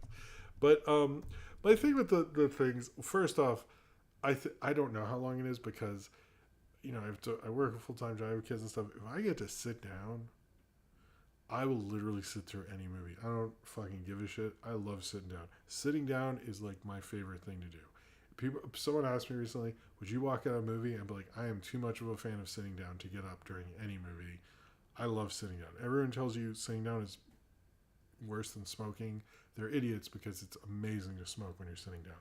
But the point is, oh no, hold on. I mean, look, the commercials thing is bad. I think his little ranty thing was here we go. Oh my god. I thought was too far. I think the commercials are not great. I think 30 minutes is too long. I don't mind the 20-minute buffer because oftentimes like the way showtimes work, I need that 20-minute buffer just to get there on time. So I'm like to be honest, I'm like either I get there early, I get to chill out for 30 minutes and go on my phone while you try to sell me Pepsi or whatever the fuck. Or the only thing I don't like is when the commercial intros. Or like I don't know. It's like either I chill or I don't know. I do think it's gone excessive, and especially when I take my kids to a movie, and it's like forever. But like his rant was in light of, uh, oh fuck, you're right, William Ellman, and I use that example all the time too. William Ellman, you got me. Marion C. Cooper is a famous actor that made a great first studio film in his first, yeah, because he made King Kong. And I just re-released the Grass thing. Oh my god. Oh my god. William Ellman, good, you got me. You got me. Cheers to you, sir. You really deserve that. That was, I should remember that too. I bring that up all the time. Anyway, this is my favorite new John Kent. I just watched the video of him getting mad on mute, and it was entertaining. I've decided to, okay, in light of your recent announcement that you will be adding more ads on your screen after the advertised movie time, thus wasting more of my time that I paid you to have in your movie theater, sorry, without giving me more value for that money. I've decided to recoup that money by no longer buying any of your overpriced popcorn, soda, or candy at your concession stands. Now, first off, we later learned he buys a lot of concessions every time he sees the movie, which I don't know how anyone, whatever. By my estimation, I spend $25 per visit at the concession stand. Jesus, dude. Between my wife and I, given how often, sorry, he wrote that wrong, I visit, I'm estimating I spend over $200 a month there, maybe upwards of over $2,000 a year. That won't be happening anymore. I hope forcing me as a single individual to watch another commercial is worth that $2,400 to you. But by the way, they're definitely making more on each commercial than that. So that was not like a really good. That's like me yelling at the grocery store, like well, you're not getting my $200 a week. Like they're, I mean, they'll be like, I mean that kind of sucks, but I think we'll be okay. Like I didn't. Your theater. Yeah. Anyway, look, I don't like the commercial thing, but this was really stupid. I don't that this anyway. I don't mind the buffer thing. I do think like the commercial. I also don't mind if they're commercials for things they sell at concessions. That I'm okay with. But when it's like car shit, and particularly like the amount of fucking Disneyland ads I have to sit through as a parent, like you guys are assholes. Like in the cruises and like, ugh, like that shit I don't like. Like at least play like I wouldn't mind if it's like you played smaller movie trailers before the actual trailer section. I love like, but I don't go to AMC. I go to Regal. They're usually late and it's sort of a mess, but it works out in the end. But like I don't mind it because I'm like I don't mind seeing. I also the only time I get soda is through my Regal rewards. I don't, and I've seen how much soda is, and I get a small soda and it's $9 in New York, and I'm like I feel like I'm sort of stealing from you guys with this rewards thing. You're probably gonna take it away, but I, I am not for commercials. I used to boo them when they first started. Now I think people just accept them, but I think you could do a little more with it. I think it would be nice if there was a cartoon there. I think there's a lot you could do to make that situation better. But freaking out to this thing is a little ridiculous. But 30 minutes is too long. Uh, but yeah, I do not like the. Oh, am I supposed? We have hit 20. I'm sorry about that. I'm sorry about that. Thank you for. Hold on. You deserve that. I'm sorry, guys. Okay. All right. We're gonna have this run for a little bit because we were past. I think we were past 40. Yes. Okay. Okay. We're past 40. I'll let this run for a little bit. If we pass 60, I'll do more. Anyway, point is like I think it is bad, but don't do this. Jeez. John can't be such a fucking baby. Oh my god. All right. Anyway, I just wanted to make fun of him. What? How much stuff do we have left, and how much time? Oh man. Okay, I might need to. It was already midnight, and I went on about too many things. We're hearing a Monster High movie from the director of the Megan movies. I noticed there's my daughter's never gotten into the Monster High thing, and I've been like, hey, we have Paramount Plus, you can watch. You might be into this, and she not basically if your kids' friends aren't into something, they're not gonna care. So her friends aren't into Monster High. I know it is a big franchise, I know it does well, and I know Megan actually just announced a Monsters High doll. I think the thing with the Megan movies is it's such a sort of phenomenon. Theaters are really pushing the Megan 2 thing. There's that commercial is always it's like a fun trailer. I think someone who makes a fun poppy movie like that for real like is really perfect for that. But I think like the thing is like Megan is kind of crude, so I think that would be a little different. Like you can't have her say like in the trailer she says hold on to your vaginas and stuff. You can't be doing that in your Monster High movie. But I actually don't. I think it's like yeah that makes sense. If I was running a studio and my big IP was Monster High and I had the Megan director, that's like sort of an easy assignment. You know what I mean? It's not like I'm kind of like yeah I mean that also, like kids, by the way, Megan is 100% like a kid horror movie, much the way Child's Play was when I was a kid. Like the kids are like, oh, I want to see Megan. You know what I mean? So I think it makes sense, but it is very cynical. But we'll see. You know, we'll see if it actually happens. I kind of think it is because Viacom is very high on that. Apparently, there's going to be a Kiss movie, which I think would be cool. Nick Jonas is Paul Stanley. I'm like, I don't think he's hairy enough for that. So is he gonna have to implant hair on his chest or something? They're usually kind of tall dudes too. I know they wear the platform shoes, but they're very tall dudes. I mean, basically, you just really got to nail Gene Simmons. I think Paul Stanley you can sort of get away with, but you really like. I'm not saying Gene Simmons is a good person at all, but you really got to nail those two. And to me, it's like Jason Momoa would actually be a good Gene Simmons, but he's a little too old. So I would get a Jason Momoa type. But I wouldn't mind a Kiss movie, but you'd have to have someone who's sort of cynical of their over merchandising, which I'm sure they would not be super into. We see apparently. So I don't know how big the Attack of the Killer Tomatoes thing is, but they're making another one called Attack of the Killer Tomatoes Organic Intelligence. It's gonna come to theaters. It seems like apparently it's from the studio who's also doing a stop motion thing with Jordan Peele and Sid Haig, and they want to do a Killer Tomatoes. I don't know if like people still care about that franchise. I used to watch them more when I was a kid. I haven't in the show. I haven't watched them forever, but I wouldn't mind if it comes back. I mean, was it funny? I don't even remember. I was 7, so we'll see. Oh, William Owen, have you seen the new I Know What You Did Last Summer trailer. It violent, bloody as hell, and isn't a Red Band trailer. I find it to be weird. Well, I'll say this for a moment. This has been talked about before in other cases, that violence and cursing is a lot more acceptable now than it used to be. And I think that's probably what it is there. I did notice that, but I think it's like who it's selling.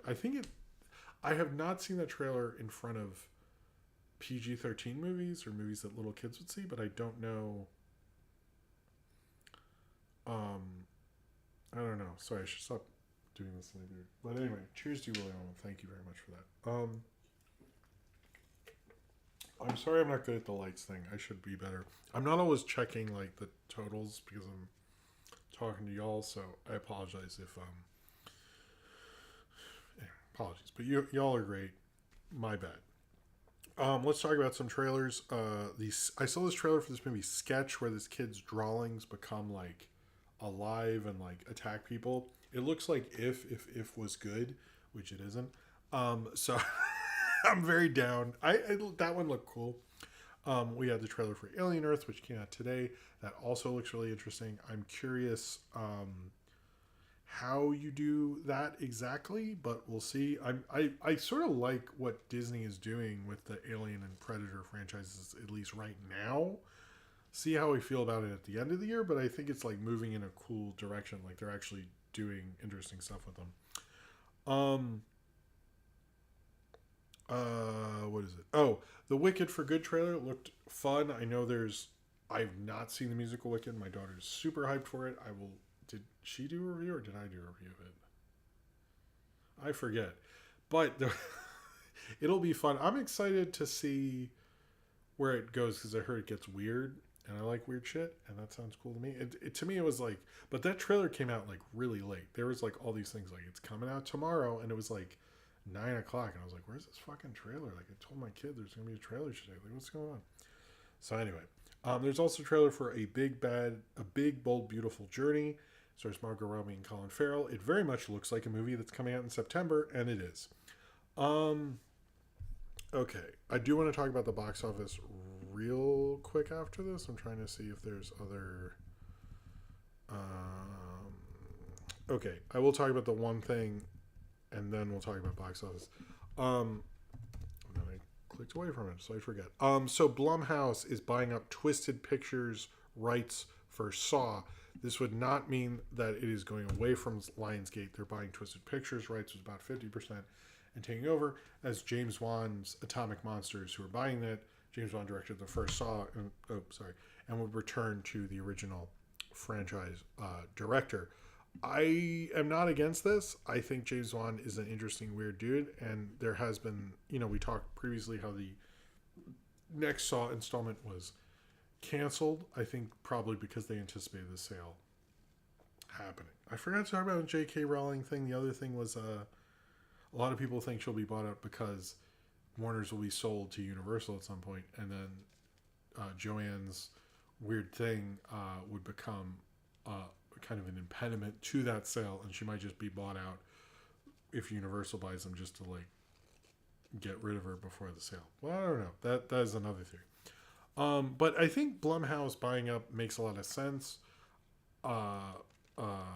Is it no? Hold on. Yes, it is Blumhouse. Blumhouse is acquiring it. Why do I think it? No, doesn't he have? I feel like I'm saying this wrong.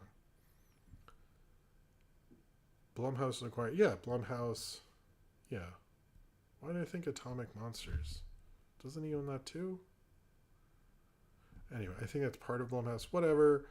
They're buying it. It'll probably be better for that franchise that he's buying it because it'll be under. He's been at least involved in an executive producer, although I think that's a vanity credit and not a. It's okay. Thank you, Cornbread. Blumhouse. I think it's probably a better thing for that franchise to do, ultimately.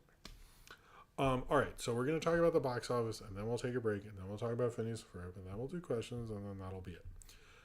All right, so the box office this past weekend was interesting in that you really got to know what you're saying before you talk about if anything bombed or anything like that.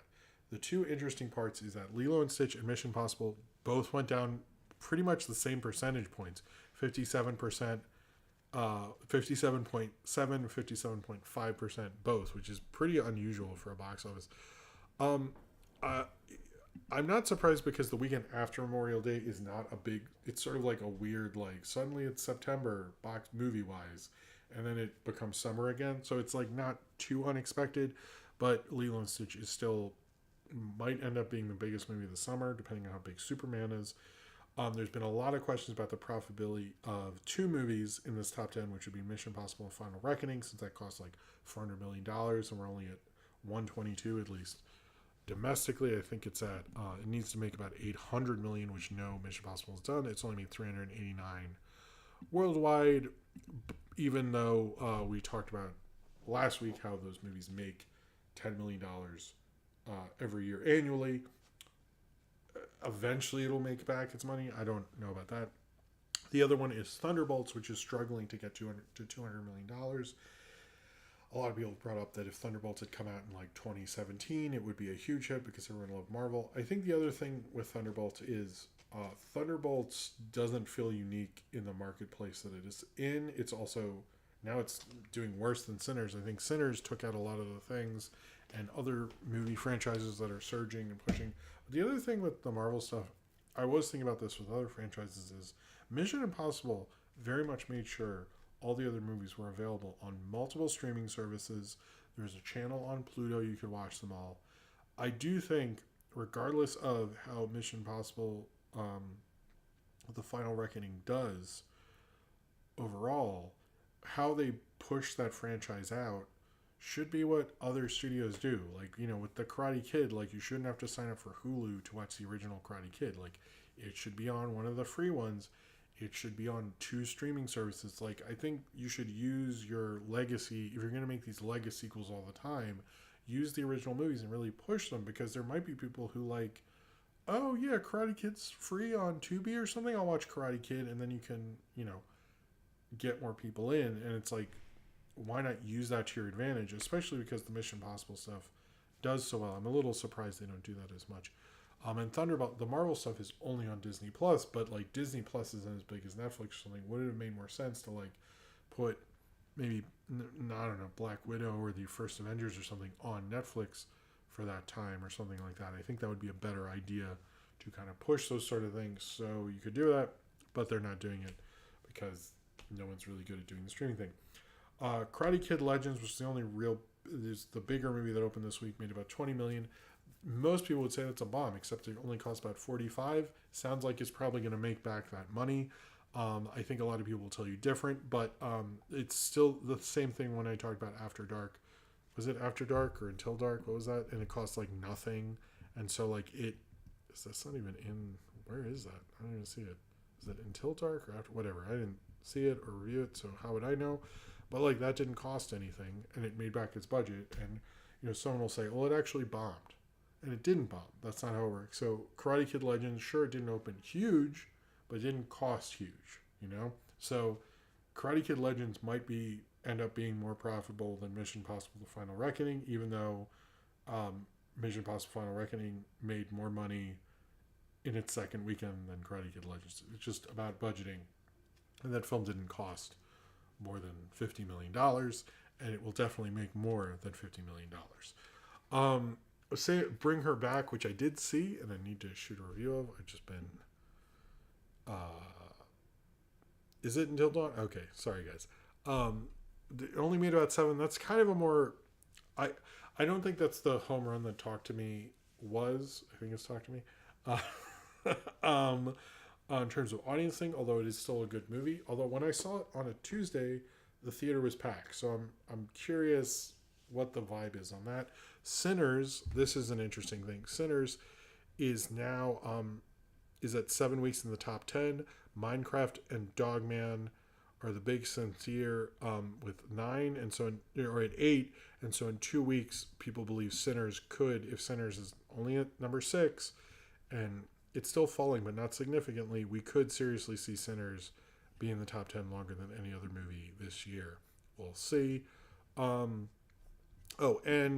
Final Destination Bloodlines has crossed 111 million, making it the highest grossing Final Destination movie, even with adjusted for inflation.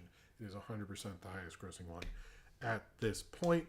And Peppa Meets the Baby cinema experience did better than the new Wes Anderson movie, but it was in a lot more theaters. So, its per screen average is really bad. It's like only 1,000. Jesus, was anyone seeing that movie? I don't. Anyway, I haven't really. My kids aren't into Peppa anymore, so I've ignored this Peppa Baby thing.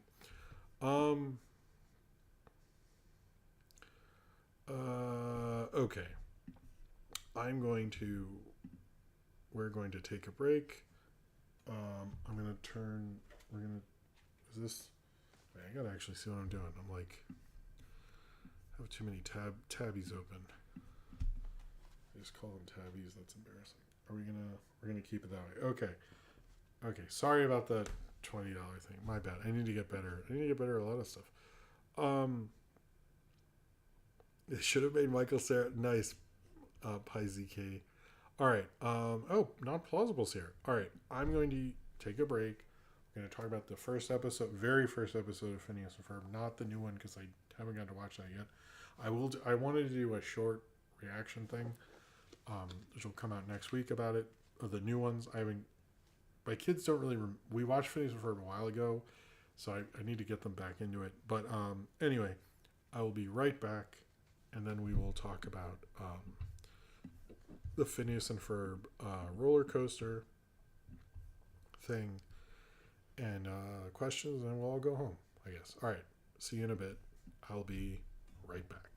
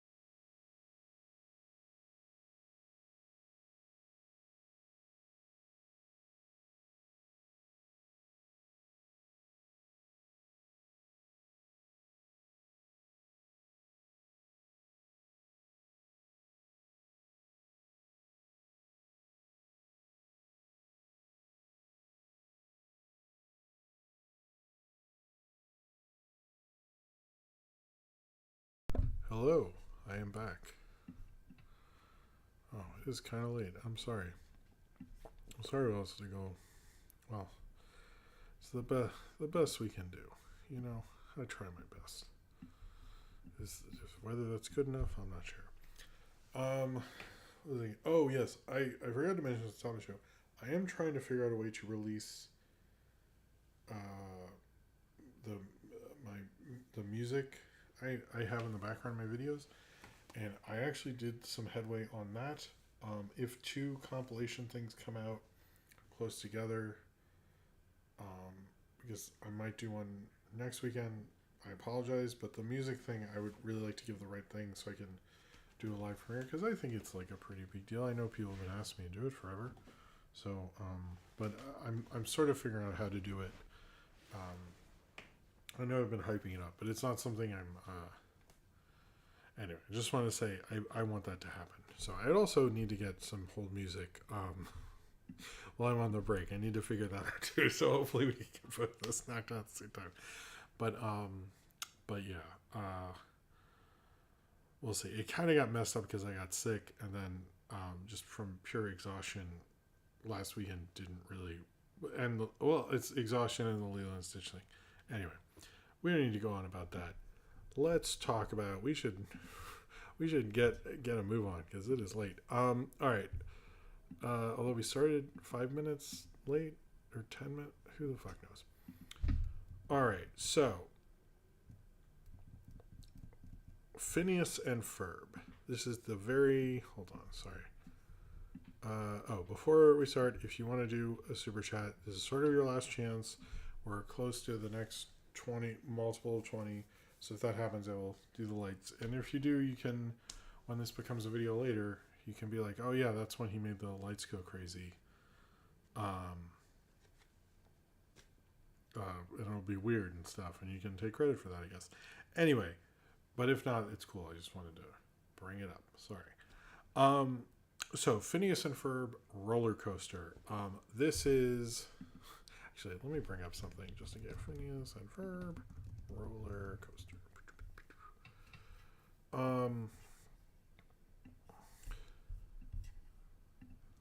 right.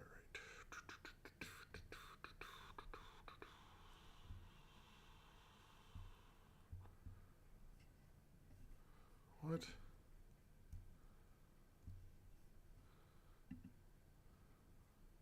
Isn't it? Okay.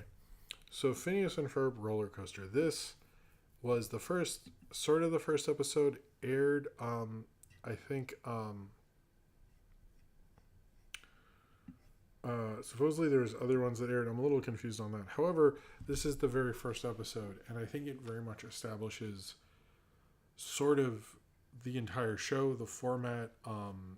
It's a very formatted show. In fact, I think this show actually sort of reminds me of another formatted show because I think part of the genius of Phineas and Ferb is not just how silly and fun it is, which I think is part of it, is that it really used the format as a bouncing off point to do all sorts of crazy things. And you could have some episodes that I would say are actually sort of experimental and weird and different, but because it's so formatted, you can sort of get away with it because the audience is so used to the format. Like they use that format, like part of the artistic expression was the format itself. I would say that's similar to a show How I Met Your Mother. I think How I Met Your Mother ended up falling off a cliff because they weren't as smart as the guys who made Phineas and Ferb. We're being honest with you here, because the Phineas and Ferb people really didn't. How I Met Your Mother, those last season are real bad, but I think very 2010s thing, probably because of things like Arrested Development or something. A lot of people would use the format itself to sort of use it as use the actual format to do artistic expression, which I always kind of liked about it. In fact, actually, the reason I got into this show is because my wife was like babysitting like her boss's daughter like way before we had kids, and we were watching it, and then like I watched the little theme song. It's like really fun and funny, and at the end, Candace goes, "Mom, Phineas and Ferb are doing a theme song or doing an intro," whatever she says, and I was like, looking at my wife, I was like, "What the fuck is this?" I was like really surprised by it, and I really loved it for that. But Yes, also a regular show. Cornbread. I should have, because I love regular. Regular show is another good example of, it's a very formulaic kind of show, but they use it to push it into all sorts of weird directions. I think regular show was better at that than Phineas and Ferb, the weird part at least. But this establishes everything you need to know on the show. You could actually, like, if someone's like, "How do I get into Phineas and Ferb?" You could literally watch this. This reminds me of the SpongeBob pilot, in that you watch it and you're like, "Holy shit!" They set up like so much. You're a little surprised. You expect it to be rougher. I think maybe because animators know how to develop things, but that's a whole other thing.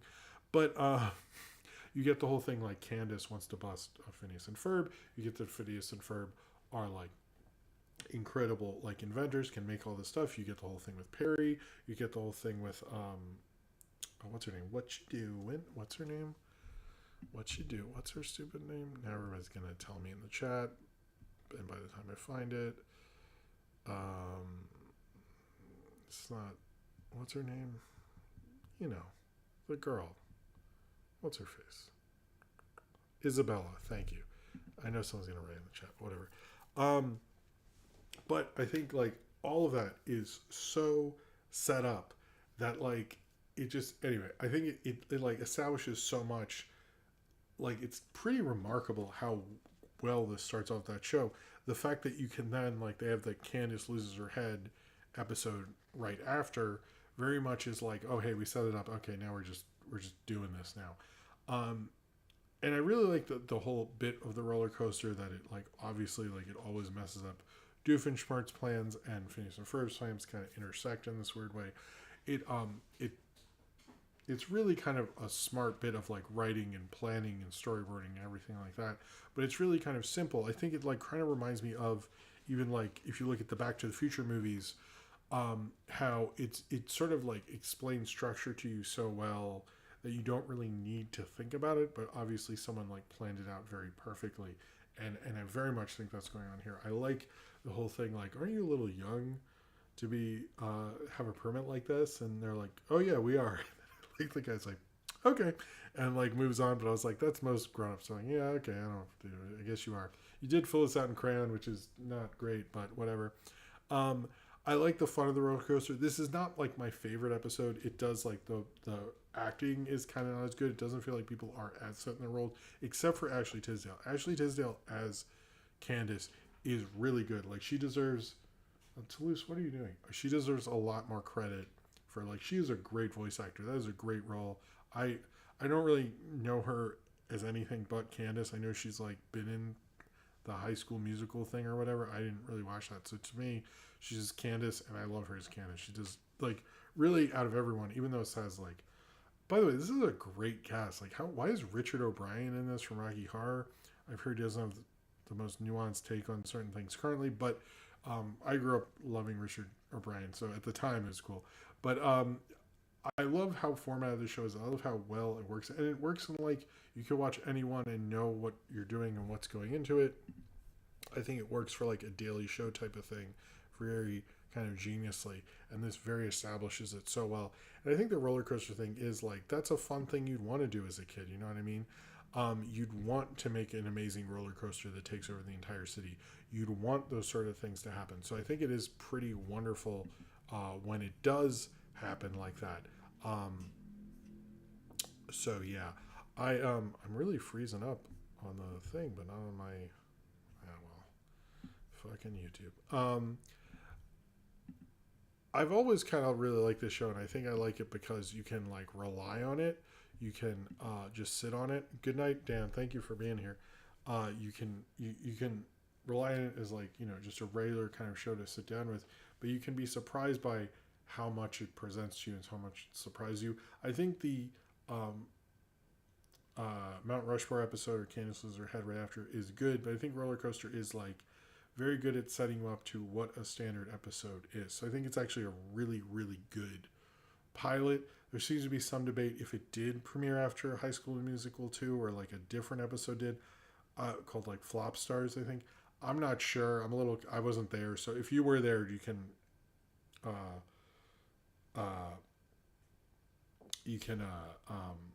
tell me later. But I've always loved this show. I think this is a perfect example of what this show is and what it will be, and explains everything kind of perfectly to you.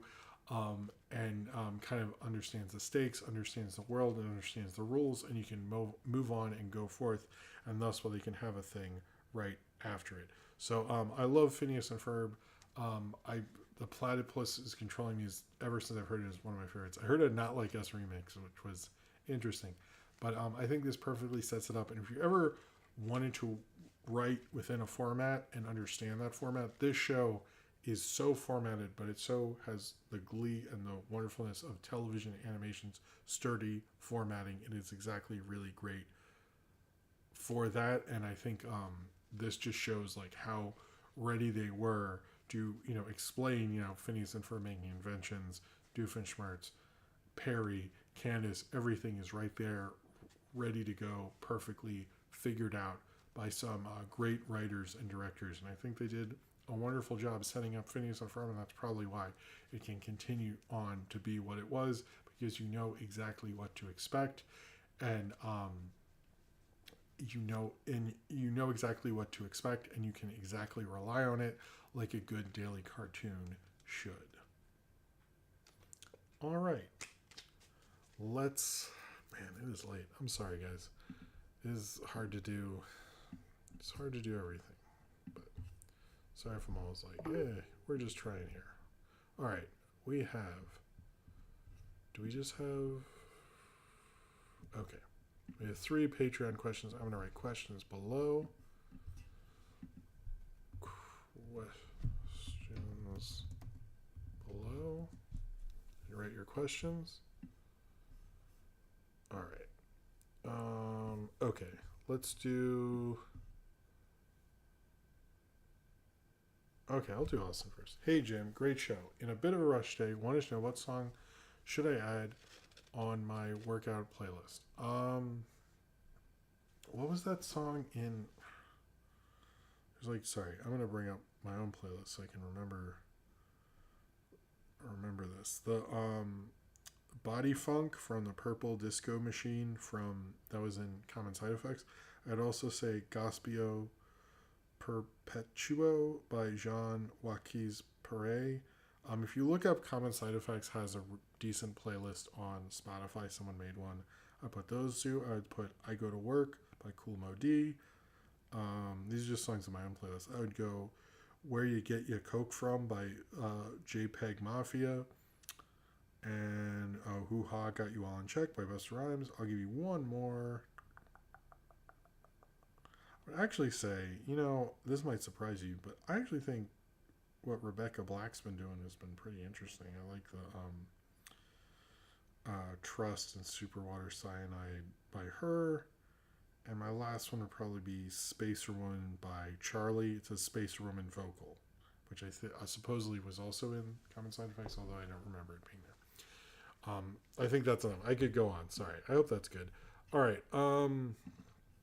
Favorite King of the Hill moment, Nathaniel Foga. I used to love the episode where they're like at the football game. I think like Bobby asks Hank, like, is this wrong? He goes, no, loving Texas is never wrong. I always remember that one. The Thanksgiving Dale, man, it sucks that Thanksgiving exchange is by 2 guys who are no longer with us, with Dale and John Redcorn. That's a great moment. Those are just the ones that pop into mind. I should rewatch some King Hill. It was his favorite show. I think I answered it, but anyway. Sinram, given how much you read and learn about movies and the movie business, what are your preferred methods for avoiding spoilers? That's a good question. I honestly don't look at videos. Sorry, Sinram. Dear Jim, doing some is hard. Prop you for doing things. Thank you. I typically don't read reviews unless I've seen the movie. That helps. And I don't read the Wikipedia sections. I do watch trailers. I don't get those people who don't want to watch. I mean, that's their thing. I guess. Cool. Good for you. I would say, like, don't engage with certain stuff that you know is going to give away spoilers. And, like, accounts that I see will just flat out spoil things. I will not follow. People can be aggressive about it. I think think I posted like an empty theater thing around the time of Endgame, and someone literally commented like Black Widow and Captain America die, and I was like, and it was like I was heading to the theater. I was like, that's one of the times I was like, what the fuck? Like I heard that from a bunch of people. Same with the Han Solo Force Awakens thing. I'm sure someone's like, fuck, I was gonna watch those movies finally this weekend. That people would aggressively try to spoil things. Those people are assholes. I'm still mystified why people think that's cool to do. I was like younger. I think I did it once. I thought it was funny, and I felt like a jerk after. And you should feel like a jerk. I would just say don't engage with things about the movie, and try to avoid it. I think sometimes it's just going to happen. But if I'm listening to a podcast and they're like, "Oh, we're going to get into this movie. I haven't seen it yet," I'll just like stop listening usually or skip through it. But yeah, I don't really engage with anything that would I think would spoil it until after. I really don't like to do reviews until I've seen the movie, unless it's like, I don't know, a few exceptions. If I listen to the critically acclaimed podcast. Occasionally I'll just like list them, review something, but I really don't. So, but it is hard. It happens, and people are also assholes. So that. Yeah, man, I do remember that. And I was like looking at the comment, like it wasn't even someone I knew. It was someone like looking to spoil things for people. And I'm like, what? But I don't know. I do think there's a lot of people who think it's like really cool to be like, look, I owned you. And I'm like, I don't, what?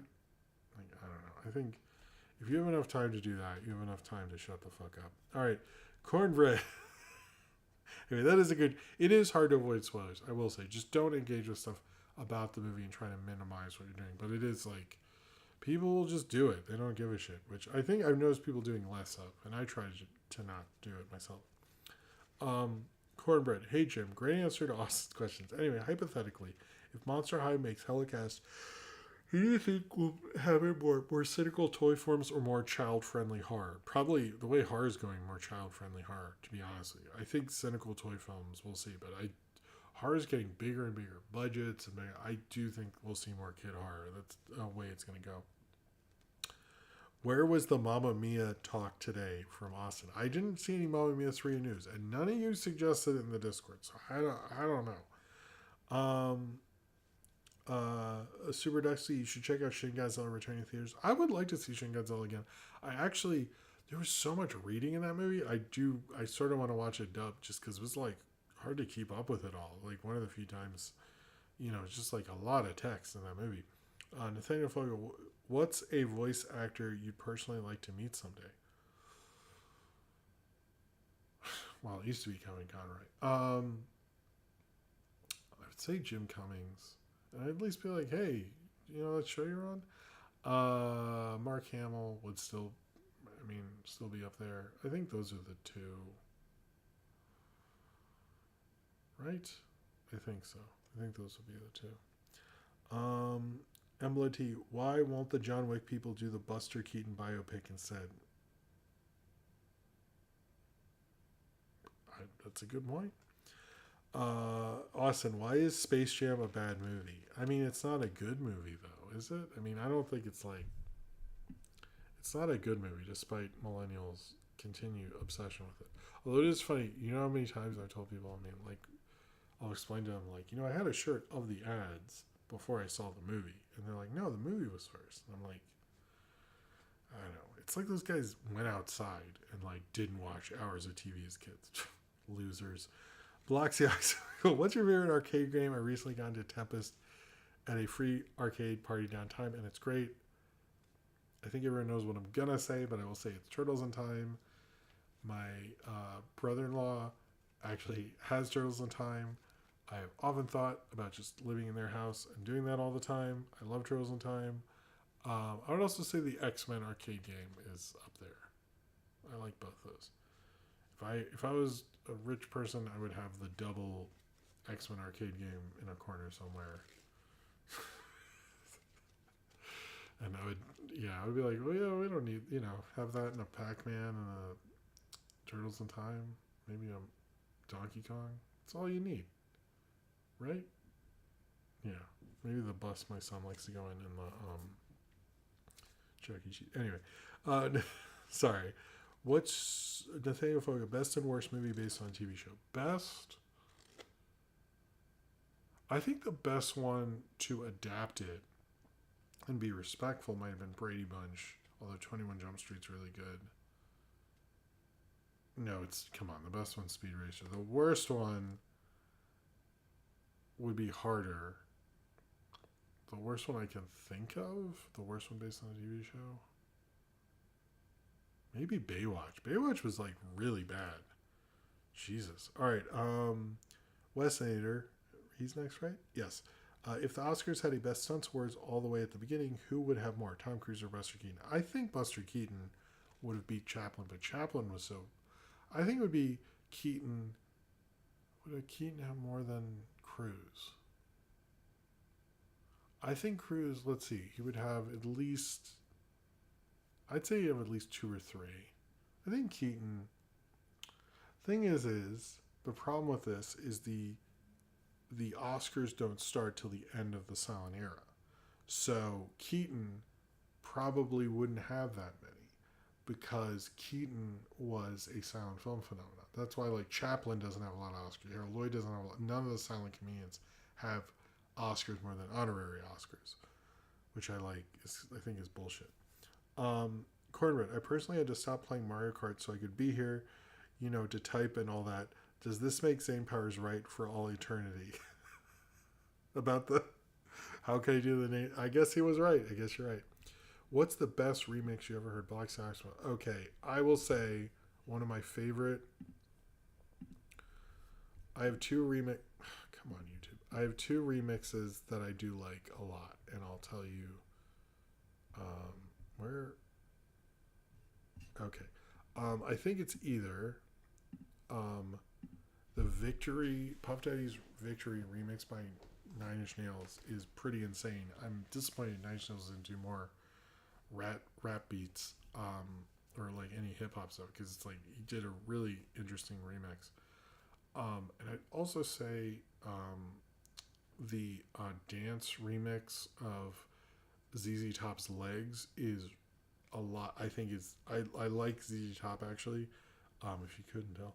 But I think the dance remix of Eliminator of Legs is really good. Okay, I might need to end this soon. Wit embellity, which take the time making a David Lynch. David is a genius. I've been influenced. Yeah, I don't know what she was saying with that. All right, Black Sea, but I've been influenced by him. But that's like I don't think you could ever really do David Lynch as well as David Lynch. That was such a weird comment. I don't understand. Black Sax Winkle, what's your go-to method for cooling off in the summer besides air conditioning? Good question. Beer. Cooling down the shower in cold water. Putting like an ice cube right here on your chest, like where the bone is. It can cool you down pretty fast. Movie theaters. Going to sleep. I guess that's okay. Sorry, Cornbread. Since Sony Pictures Entertainment is the only one making the Zelda movie, does that mean that Zelda is now PlayStation 2 series? Is Nintendo dead? I don't understand any of that, but I don't think it is. Is the beginning? In the beginning, was the word, then came the fucking word processor, then came the thought processor, then came the death of literature. So I don't think that's a question, but yeah, Cineram. Following up on my earlier question, any movies where you decide not to watch any trailers for it before seeing the film itself? See, I sometimes not really. I mean, I won't sometimes I won't watch this on YouTube or something because I know I'm gonna have to deal with it in theaters. That's happened, but it's not really. I can't think of when I've avoided because if I avoid it, I'm gonna have to deal with it because I go to the movies so much. So. Nathaniel Fogel, what's a legacy sequel or a legacy sequel that hasn't happened? Sorry, what's a legacy sequel you're surprised hasn't happened yet? Young Guns, probably. That's one I've heard discussed a lot. I mean, Back to the Future. I'm still surprised they've been able to hold those guys have held out as long as they have. I'd say those two. And honestly, the fact they haven't followed up, tried to do that to the Bruce Lee stuff. Cornbread. Do I need to bring up Mamma Mia 3 every week now to get your fandom rightfully deserve and instantly crave? Yes, you do. Austin, how did you become a farmer in the day the earth flew up? I don't know. I just got that swag. I need to get overalls for that. I really do. What's Nathaniel Fogel, what's a movie you find to be a major guilty pleasure? Anything with Dolph Lundgren, but particularly Master Universe. That is, I don't really feel guilty, but I guess it because I watch it way too many times. Emily T, which will actually save the future of human civilization, Megalopolis or Southland Tales? I haven't seen Southland Tales, unfortunately, but I'm gonna say Megalopolis just in case. What about Michael Keaton? I don't think he would have gotten it. Emily T, does John Campy's Meltdown on AMC have a point though? It does, but um, Jim, if you get this right, yeah, don't worry. He does, but he doesn't. It's like when I read that 2000 thing, I'm like, yeah, they definitely make more off the ad. If they were making less than 2000 off those ads, I would tell them to stop. What about the Highlander reboot? I'm confused. Oh yeah, that could save Civilization too. I think I did everything. If I didn't get your question for whatever reason, put it in the comments of this video. I will answer it or go to the Ask Jim section in the Discord. I am sleepy. Thank you, Cornbread. I think there'll be something tomorrow. I'm not sure because the Lilo and Stitch video is going to be on the longish side, so there's a lot to do on that. If at a certain point I don't think it'll be done, there will be another short. I'm sorry for my reliance on the shorts. It's just been crazy, and the Lilo and Stitch video kind of became too much of a thing. There.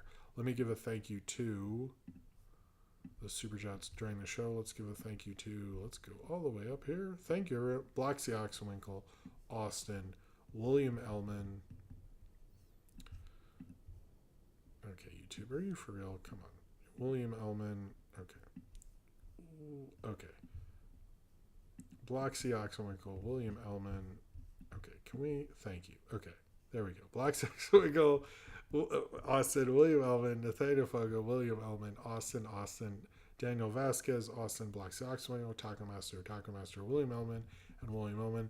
Thank you all very much for the super chats. I very much appreciate it, and I appreciate you. I'm not fully sure what all is going to come out this weekend, but I think they're all going to be cool stuff, so I'm excited to share those with you. Take care of yourself this weekend. Relax. Get some sleep. I will see you all next time. Enjoy the new Phineas and Ferb. And hopefully we'll be back. I'm not sure. I think this is sort of the time we're doing stuff. So that's how we'll continue to do stuff. Thank you all. Have a good night. And I will see you all next time. Thank you very much for being here. And I'll subscribe if you'd like to and stuff. All right, cool. See you later. Peace.